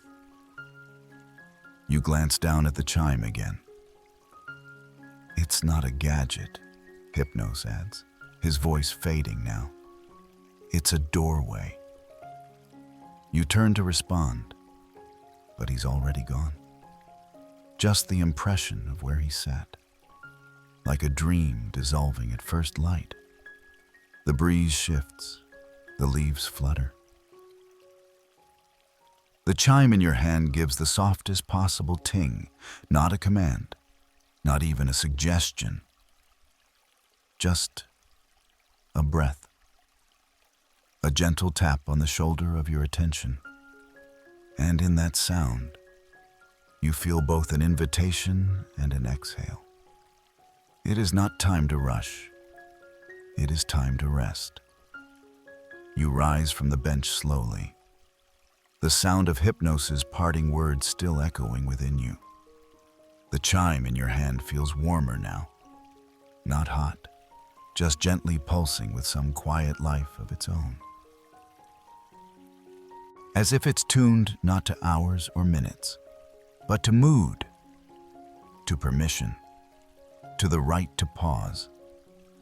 You wander now, your pace easy, back along the path that loops lazily through olive groves and down into the quieter parts of the countryside. There's a hush here, not silence, but something fuller. The world is speaking in low tones, bees murmuring in time, a donkey's tail swishing in rhythm, shutters creaking as they shift just enough to let in the afternoon breeze. And then, just when you start to wonder whether you've wandered entirely out of the story, you hear laughter. Light, lilting, unmistakably mischievous. You turn a bend, and there he is again. Hermes, sitting on the edge of an old fountain, one sandal off, a fig half-eaten in his hand. "I took a detour," he says casually. "Had to check on a dream someone left unattended. Nearly turned into a haiku." And you ask him if it's always like this, if his inventions always become legends, whether he wants them to or not. He grins, tossing the fig core over his shoulder. Only the quiet ones. You sit beside him on the sun-warmed stone. A butterfly lands briefly on your chime, then lifts off without sound. "Do you know," Hermes says, "there are still some mortals who think I'm just the god of messages and mischief? As if that's the whole story." You glance at him sidelong. "Isn't it?" He scoffs. "Please, I'm also the god of boundaries, transitions, thresholds. Anywhere two things meet, I'm there. That breath before dawn, mine. That heartbeat just before a kiss, me. That stretch between sleep and waking, also me." He taps the chime in your hand gently. "This is one of my favorite boundaries." You ask him what he means. "The moment before," he says.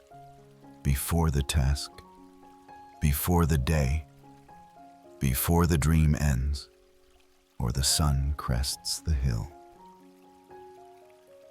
People think beginnings happen at the start, but they don't. They happen right before. That's where the real magic is. You consider that. It explains the myth in a way you hadn't noticed before. The chime wasn't just an invention. It was a liminal bell. A signpost that says, "You're about to begin," without telling you what to do next. It honors the in-between. Mortals don't trust that space, Hermes says, as if reading your mind. They think it's useless, unproductive. But that's where all the best things grow. He tosses a pebble into the fountain. The ripple stretches outward, perfectly even. "You know what they used to call me in Arcadia?" he asks. You shake your head. "Hermes Nomios, shepherd of boundaries, guide of flocks, keeper of paws." You blink. He shrugs. "People forget. It's fine. The stories that survive are the ones you need the most. And this one, this myth of the chime, it always comes back when it's needed." You ask him if it ever disappears completely. "Never," he says. "It just changes shape, becomes a lullaby, a tea ritual, a dog who knows exactly when to nudge you awake. Sometimes it's the way sunlight filters through curtains, or the 5 seconds someone stands still before answering the phone." He stands up, slipping on his sandal, Those are all chimes, really, just quieter than bronze. You sit there for a long moment after he leaves, watching the water settle in the fountain, and you realize something that makes your chest soften. You don't need the chime to ring to know it's there. Its presence is in the pause, in the breath, in the way your body knows, without words, that it's time to rise, or sleep, or stretch, or begin. And maybe that's the best kind of invention, one that doesn't demand attention, but changes how you notice everything else. You leave the fountain slowly, your thoughts trailing behind you like a loose ribbon in the wind. The afternoon has mellowed now, grown round and golden, with shadows just beginning to soften into the long angles that hint at evening. Everything seems quieter, not because the world has stopped, but because you've started listening differently. The chime in your hand doesn't jingle, doesn't call for action. It's simply there, a patient companion reminding you of all the invisible ways time flows gently, cyclically, without clamor.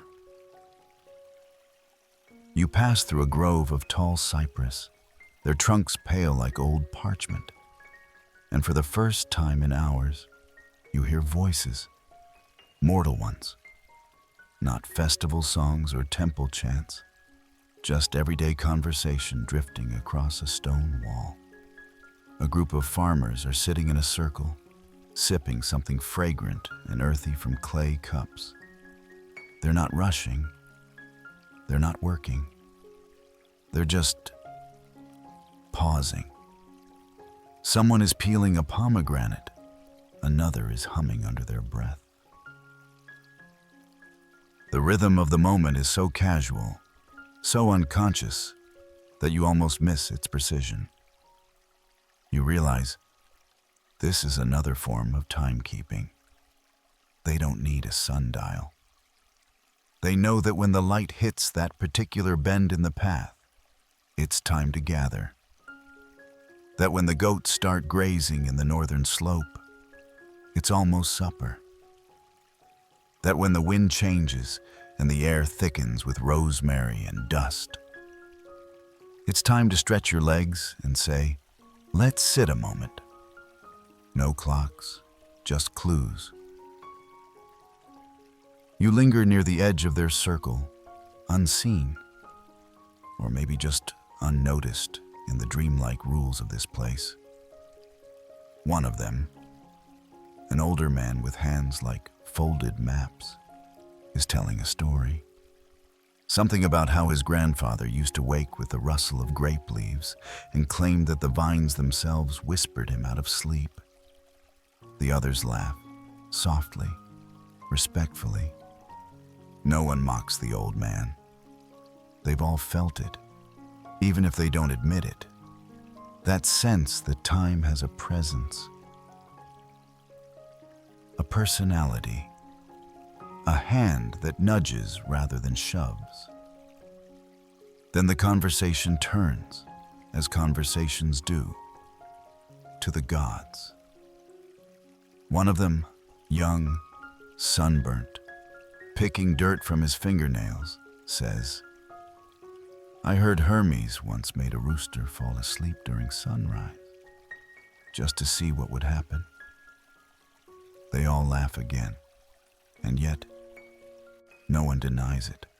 Someone else says, my aunt swears she had a bell that rang 5 seconds before anything happened. Weddings, storms, even her own sneeze once. A third says, maybe we've all had those bells. Maybe we just forgot to listen. You feel it then, deep and low, like a note in your chest. The chime in your hand doesn't move, but somehow you do. Internally, a subtle shift, like the gears of a watch you didn't realize you carried. You've always been told that history marches forward, that time is a straight line. But here, you begin to suspect otherwise. Here, time loops gently back on itself. It echoes. It lingers in stories told over clay cups and shadows cast on familiar walls. The myths travel, yes, but they settle, too. In Italy, Hermes becomes Mercury, still winged, still watchful.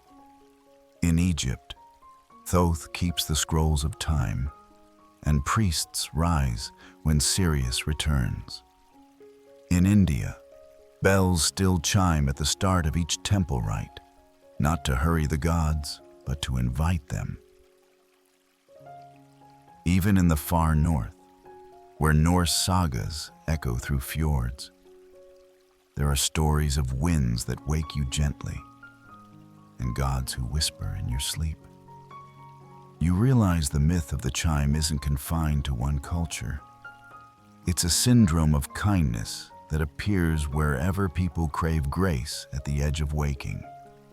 And suddenly, it makes sense that Hermes wouldn't claim the invention for himself. The best gifts don't carry names, they carry meanings. You rise quietly and continue on your way. In the last light of day, you see a grandmother tap a spoon against a bowl 3 times, not to serve dinner, but to mark the moment when the house begins to shift into its nighttime rhythm. You see a child pause instinctively before speaking, because they feel the quiet waiting to be kept. You see a dog lift its head and blink twice just before a distant bell rings. And everywhere, you hear it. Not a sound, but a presence. Not a noise, but a noticing. The myth of the chime lives here. It lives everywhere. The day is tilting toward evening now, and you feel it not by the sun's position alone, but by the change in how people move. Slower, smoother, as if the world itself is sighing, not done, but done enough. You walk a quiet path toward the village edge where fig trees lean heavy with fruit, and a dog you passed earlier now naps with one ear flicked lazily toward the setting sun. You round a corner and find yourself standing outside a small, columned portico covered in ivy.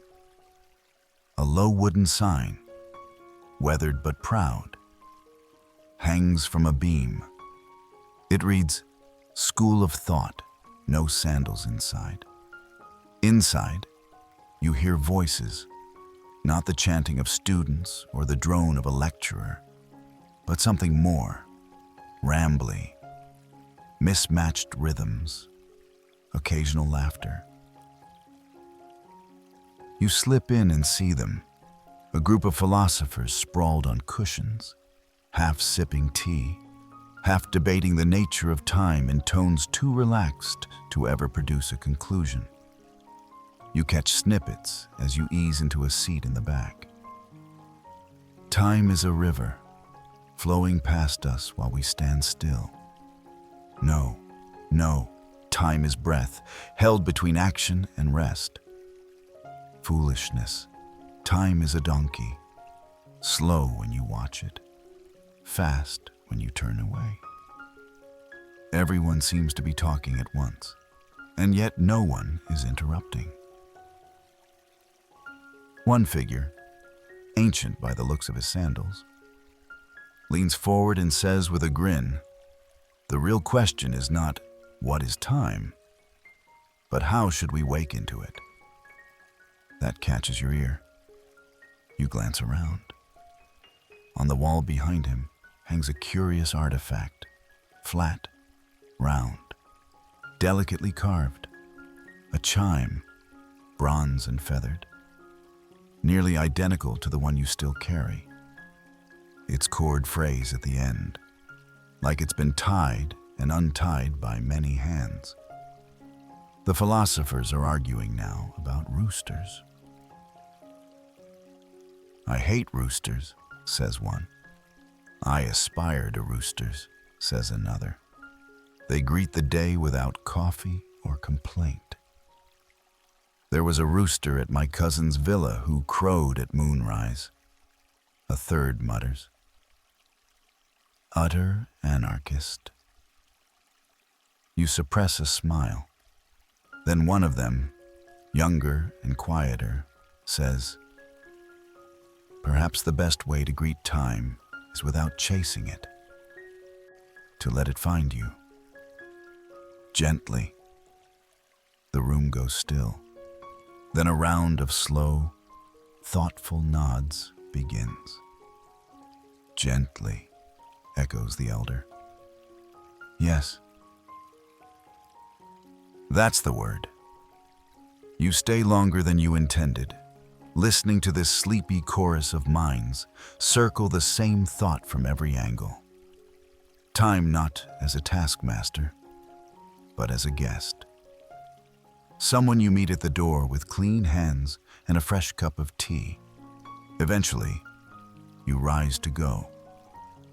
One of the philosophers waves you over. He presses a small scroll into your hand. "For your pocket," he says. It contains absolutely no answers. You thank him. That feels about right. Outside, the sky has blushed into the colors of peach skin and cool stone. You pass under the hanging chime once more and ting. It rings. No one else hears it. Or if they do, they pretend not to. But you feel it. It's the philosopher's idea, vibrating in the breeze. It's the village boy's soft yawn just before his mother calls him in. It's the long inhale before twilight wraps the rooftops in shadow. You realize then, the myth of the chime has nothing to prove. It exists not for discovery, but for rediscovery. Again and again, in tea rituals and temple bells, in classroom pauses and cats that know precisely when you need to wake up. Even modern lives, with their apps and alerts and phone screens, somewhere in all that, the myth still flickers. Because every time someone wakes softly instead of abruptly, every time someone pauses before beginning, every time someone chooses gentleness over urgency, the chime rings again. You leave the school of thought just as the first true shadows of dusk begin to stretch across the road. The warmth of the day hasn't vanished. It's only softened, tucked itself beneath stone and soil. In the distance, a herder calls to his flock, not with urgency but with rhythm, as if summoning not just the goats, but the evening itself. You follow the road downward, where lanterns flicker to life, not all at once, but gradually, like stars deciding when to appear. Somewhere above, the first moonrise glow edges over a hill. It feels like a perfect moment. And then you hear it. A crash, a shout, a very familiar voice muttering something like, "That's not how the flame was supposed to lean." You follow the sound and turn the corner into a small courtyard behind a bakery, where Hermes stands in the middle of what appears to be a mild disaster. A bowl lies broken, a satchel half spilled, and a sleepy owl looks unimpressed from its perch. Hermes, arms folded, sighs. "Well, I suppose it had to happen eventually. You approach slowly, not entirely surprised. What happened? He gestures to the scene. Overslept. You blink. You? He nods. Me. The chime didn't ring. Not this morning. Not even a whisper. I slept through the sunrise and the morning incense at the temple of Poseidon. Missed a wind offering. And I'm pretty sure I owe a fisherman an apology. You try not to smile, but it's hard. So the chime failed? Hermes gives you a look. No, I failed. Forgot to reset it. You chuckle. You mean even the god of wakefulness needs a backup system? He points at you. That right there is the kind of mortal smugness that leads to sundials with 12 shadows and temple schedules written in goat ink. But he's smiling too. You help him gather the spilled contents of his satchel, feathers, string, a tiny vial of something that smells like toasted honey. He kneels beside you and gently lifts the chime in question. It's old, well used. The feather is frayed at the edges, the bronze slightly tarnished. Still beautiful, you murmur. Hermes nods. But even beauty needs maintenance.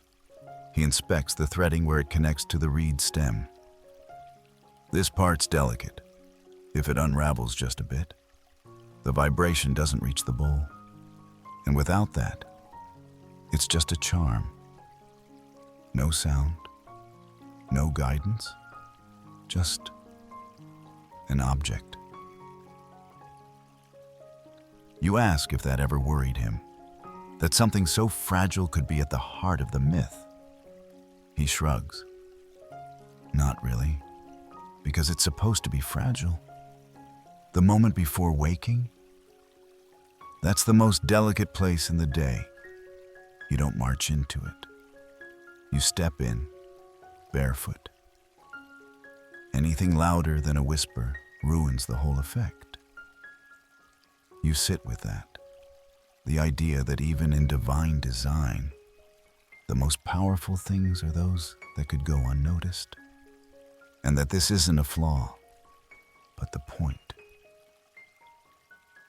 He starts rethreading the chime, his fingers careful, practiced. Sometimes, he says, things fail, so we remember how they work. Not everything's meant to be perfect, just intentional. You help him hold the pieces steady.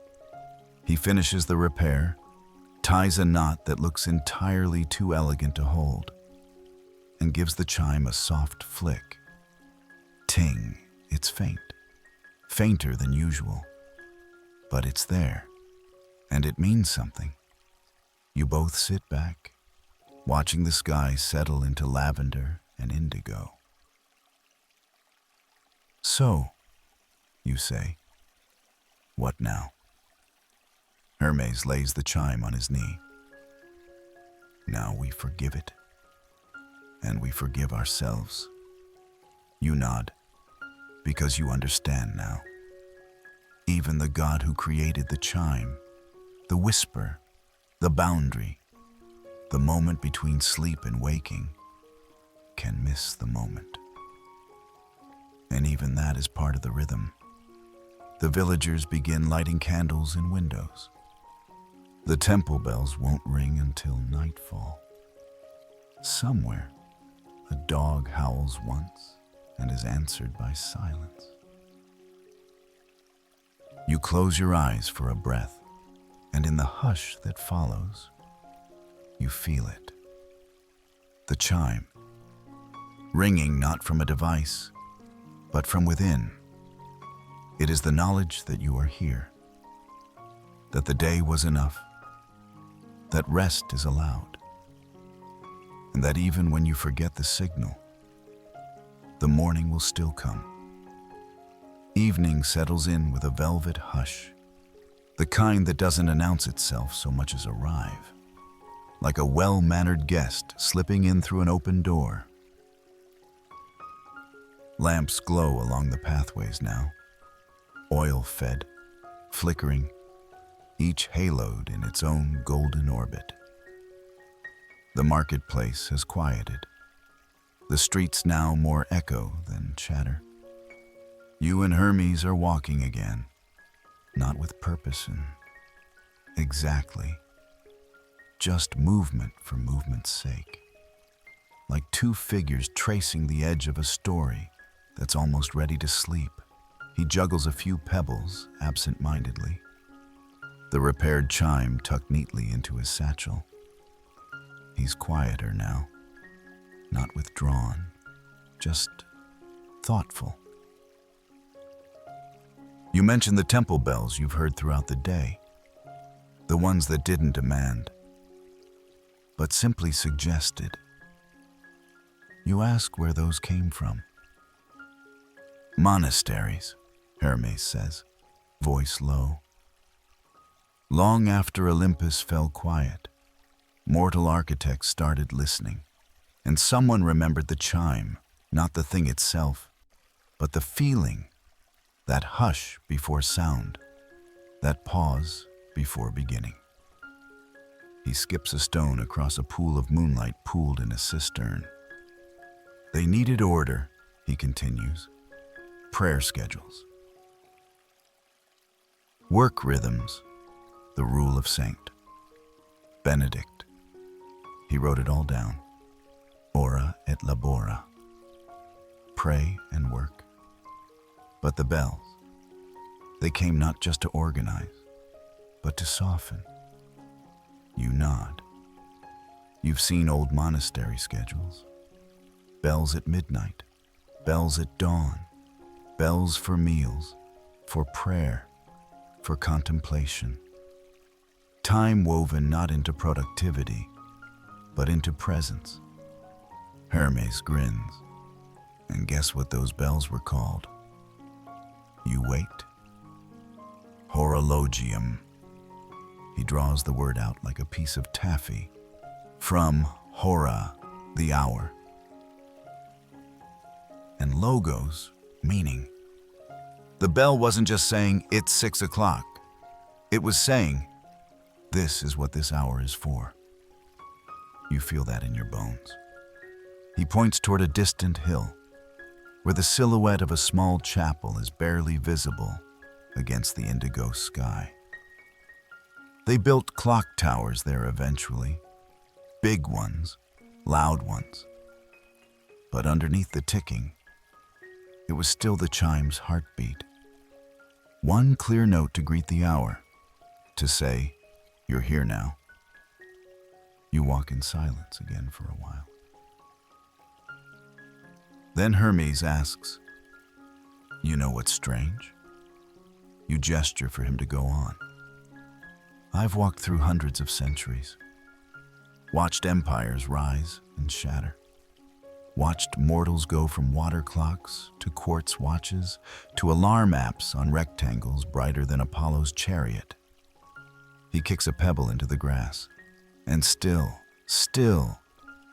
the thing they trust most to wake them up?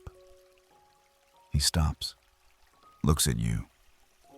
A sound, a simple, consistent sound, usually round, usually soft. Something that says, it's okay to start now. You smile, because he's right.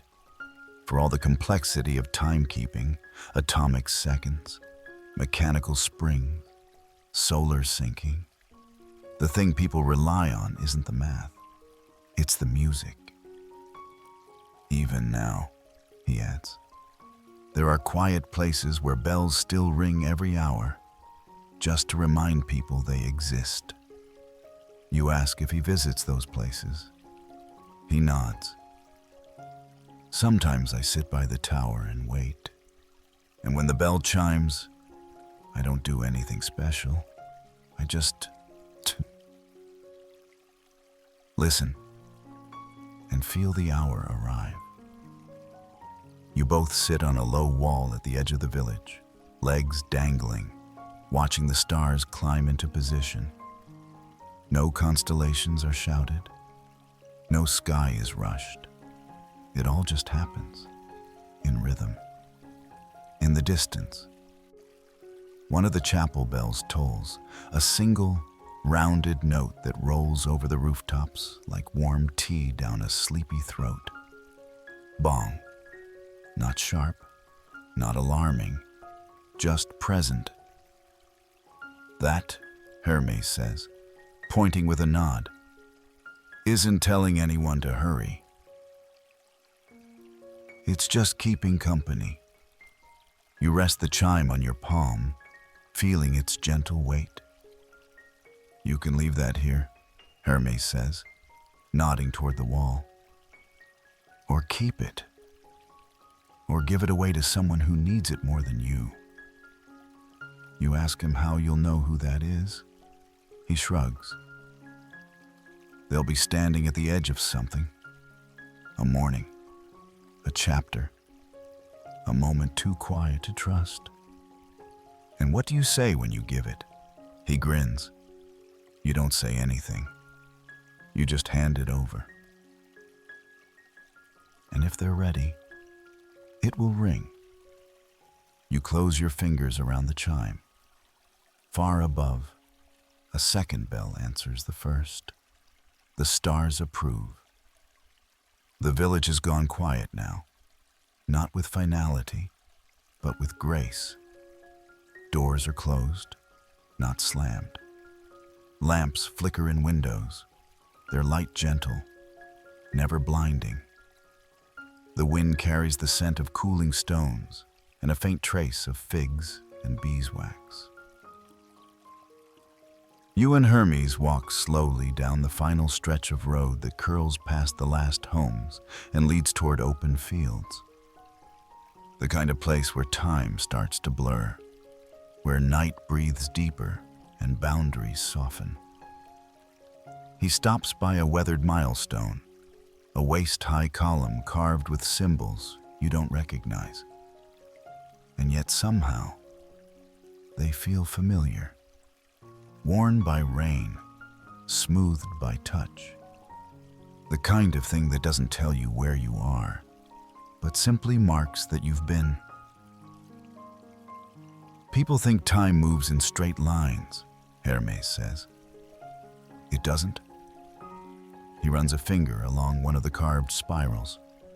It moves like this, in tides, in loops. Sometimes forward, sometimes back to something softer.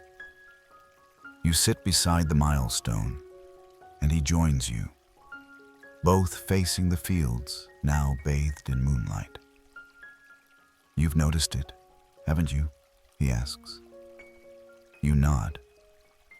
Not just the chime, the rhythm. He smiles. The rhythm is older than me. You think back on what you've seen. The shelled chimes and water clocks. The temple roosters and dawn festivals. The monks and their bronze bells. The farmers who don't wear watches but know when to pause. The people who don't rush into their mornings but meet them. And you realize something. The invention of the chime may have a myth, but its meaning lives wherever someone treats time with tenderness. Want to know a secret? Hermes says, voice lower now. You lean in. Sometimes, he whispers, I don't ring the chime. Not because I forget, because I choose not to. You glance at him, curious. Because some people need to sleep longer, he continues. Because they've done enough. Because their body knows what their mind won't admit. He shrugs. And so the chime waits, silent, patient, like a friend who'll nudge you only when it's safe to rise. You let that settle. It feels right. The best kind of rest isn't just quiet, it's consented to. Most people think of alarms as something harsh. Hermes continues. But the first chimes, they were gifts. They didn't pull you into the day. They welcomed you. He pulls a small pouch from his satchel and pours its contents into his palm. A handful of tiny objects. Shells, beads, rings of copper and stone. Each one different, but you know what they are. Chimes, you say. Not just chimes, he replies. Echoes. Moments that mattered. Boundaries someone honored. Thresholds they cross gently. You look at the one in your own hand. It feels warmer now. Not because of the night air, but because it belongs to the rhythm. Because you do, too. Then, Hermes does something unexpected. He places one of the tiny chimes, a clear crystal drop, on the milestone. Just sets it there, carefully. Not buried, not hidden. Someone will find it, he says. Maybe not soon, maybe not for centuries, but they'll feel what it is, even if they don't know the story. You understand now. The myth isn't a single tale told once. It's a signal that returns, again and again, whenever the world gets too loud, too fast, too sharp. It comes back as a chime, a pause, a breath, a bell, a moment that says, you're allowed to begin, but not before you're ready. You both stand, looking out over the fields. The stars are higher now, fully committed to the night. Hermes takes one last look toward the milestone, then slips his hands into his sleeves. Well, he says, I should be going. You ask where? He shrugs. Somewhere between tomorrow and yesterday, I heard a sailor forgot to wake up for his star-watching shift, and a poet misplaced her dream. Busy night. You smile. He turns, takes a few steps, and then pauses. You'll be fine, you know. You ask what he means. You've heard it now. You'll carry it with you. And one day, without thinking, you'll help someone else hear it too. He starts walking again, growing smaller with distance, until the wind itself seems to carry his shape away. And you are left there, beneath the stars, with a chime in your hand and something softer than understanding resting in your chest. You stay there for a while, on the edge of the fields, on the edge of the night, on the edge of everything. It's the kind of moment that doesn't need narration, no summary, no lesson, just the quiet unfolding of time as it chooses to reveal itself. The grass waves in the dark like a sea breathing slowly. Crickets begin their concert, a distant owl, respectful of the mood, hoots once and then falls silent. The chime in your hand doesn't ring, but it doesn't need to. It simply exists, and that is enough. This is the part of the story Hermes never explains, the part that doesn't need a god to guide it, because now it belongs to you. This hour, this gentle descent, is yours, not just in the mythic sense, but personally. You have stepped into a rhythm older than timekeeping, one that doesn't need tools or devices or temple bells. It needs only you, present, breathing, willing to be still. You look up, and for the first time all day, you notice the stars not as decoration, but as pattern, as a soft, slow spinning map above you, tracking not where you're going, but how long you've been here. It feels good to be part of something that doesn't require control. You think back on all the pieces of this story. The rooster that wouldn't crow, the satyrs who fell asleep mid-prank, the feathered bowl, the temple bells, the philosophers with no conclusions. And you realize they're not parts of the story. They are the story. Little fragments of attention, moments that said, "Here, this matters. Feel it." Time, it turns out, isn't a machine. It's a collection of soft arrivals. You close your eyes just for a breath, maybe two. And then you remember something Hermes said. The best rhythms aren't counted. They're kept. You lie back onto the grass. There is no message to deliver, no dawn to summon, no prayer to recite, only this slow dissolving into peace. This is the emotional exhale of the story. No urgency, no trivia, just a loosening. You think of the chime again, not the object in your hand, but the idea it carries, the myth of waking, the grace of rest, the permission to live within the gentle tension between the two. And then, without effort, without needing to try, you feel your body take on the pace of the evening. Your breath slows, your mind softens, your shoulders release their shape, and still, the world continues. Not rushing past you, but making space with you. As if everything, every field, every sound, every unseen star is keeping time not for you, but alongside you. You are not outside of time anymore. You are part of its rhythm, and it is quiet here. The night deepens, and with it, everything slows.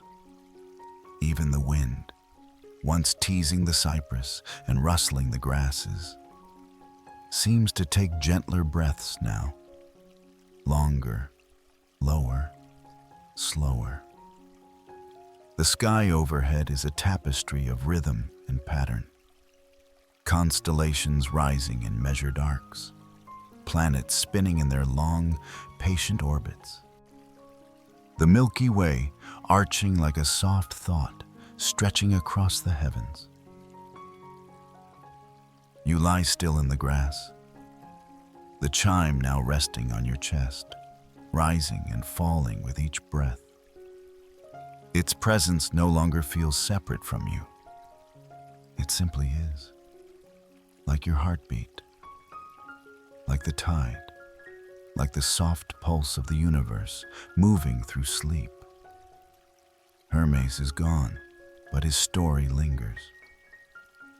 Not in his footsteps, in the space between them. This twilight threshold is where stories rest, where myths breathe not with action, but with rhythm. The kind that doesn't push you forward, but lets you drift. Like a boat released into a warm current. You begin to notice the quieter cycles now. The way moonlight shifts its color as it slides across the land. The steady chirping of crickets holding time with the precision of a metronome. The way your own mind gently circles the same thoughts, not as distractions, but as companions on the descent into rest. And above you, high and far and vast, Stars wheel in silence. You think of the ancient astronomers, how they would track these celestial patterns not to conquer the sky, but to keep time with it. How the rising of Sirius marked floods. How Orion whispered when to harvest. How Polaris stayed steady while everything else spun. Even now, long after sundials and water clocks and temple bells, we are still stargazers, still listening, still calibrating our lives to something beyond urgency. You think of the seasons, of the way winter doesn't arrive, it gathers. That spring doesn't begin, it stirs. That the days don't flip like a switch, they tilt, softly, inevitably. The rhythm of sleep is no different. You're not falling into unconsciousness. You're drifting toward a coastline that only reveals itself when you stop looking for it. The chime in your hand remains silent, but its work is done. It doesn't wake you. It prepares you for letting go. You think, briefly, of other myths, of feathered dreams and firelight, of monks rising by the bell, of roosters who crow on their own time, of poets waking not to deadlines, but to dawn. And you realize this myth, this story of the chime, isn't about Hermes, or clocks, or sound. It's about permission. Permission to stop, to rest, to begin again. But not yet. Not now. Now is for stars, for the tide of your breath, for the hush of a world that wants nothing more from you than to soften. You let your eyes close, not decisively, not with purpose, just naturally, like a window shutter drifting on a slow breeze. Time no longer ticks, it breathes. And so do you. You are barely moving now, not because you're frozen, but because you've arrived. At that place just past thought, just before sleep, where the story no longer needs to explain itself, where everything that's been said becomes something you feel instead of something you understand. Around you, the world holds its breath, not in fear, but in reverence. The sky is full now, not crowded, full. Each star right where it belongs, each breeze calibrated to soothe. Even the insects seem to know this moment is not to be filled, but simply held. You shift your fingers ever so slightly, and the chime resting in your palm tips just a little. No sound, but you remember its voice. You remember the story.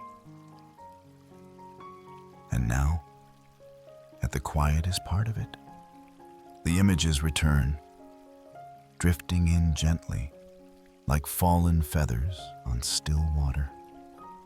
You see the sun chime hanging outside Hermes' workshop in the clouds, its feather moving to a breeze that didn't yet exist, a whisper that suggested a morning before it had even arrived. You remember Eos, the dawn herself, forgetting to rise. Her chariot paused just beyond the hills, waiting for a cue she didn't know she needed. You recall the roosters, their unpredictable pride, crowing not by the clock, but by instinct, by intuition. The first alarm clocks, as unreliable as they were charming.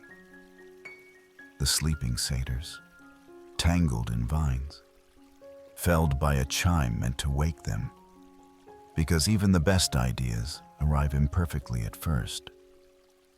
The temple bells, not as announcements, but as invitations. And Hermes, always between wake and sleep, divine and mortal, trickster and guide, a god not of commands, but of boundaries, of transitions. This whole story, every image, every step, every note, has circled you like a gentle orbit, a spiral of time that didn't count seconds, but marked something deeper, a readiness not to wake, but to let go. And now, as the night reaches its stillest point, this moment, right now, you are no longer just a listener. You are the one keeping rhythm, the breath moving in time with the trees, the silence that follows a gentle bell, the soft gravity pulling dreams closer. And as sleep gathers, steadily, kindly, you feel your thoughts become less sharp, more liquid. They pool at the edges. They drift. One last image rises, a feathered chime hanging over the edge of the world, catching the earliest light of a sun not yet risen. And then, without effort, without intention, you cross the threshold. The rhythm continues. The story doesn't end. It just becomes a place. And you are there now. So here you are, resting not at the end of something, but right in the heart of it. The myth, the rhythm, the silence between two gentle bells.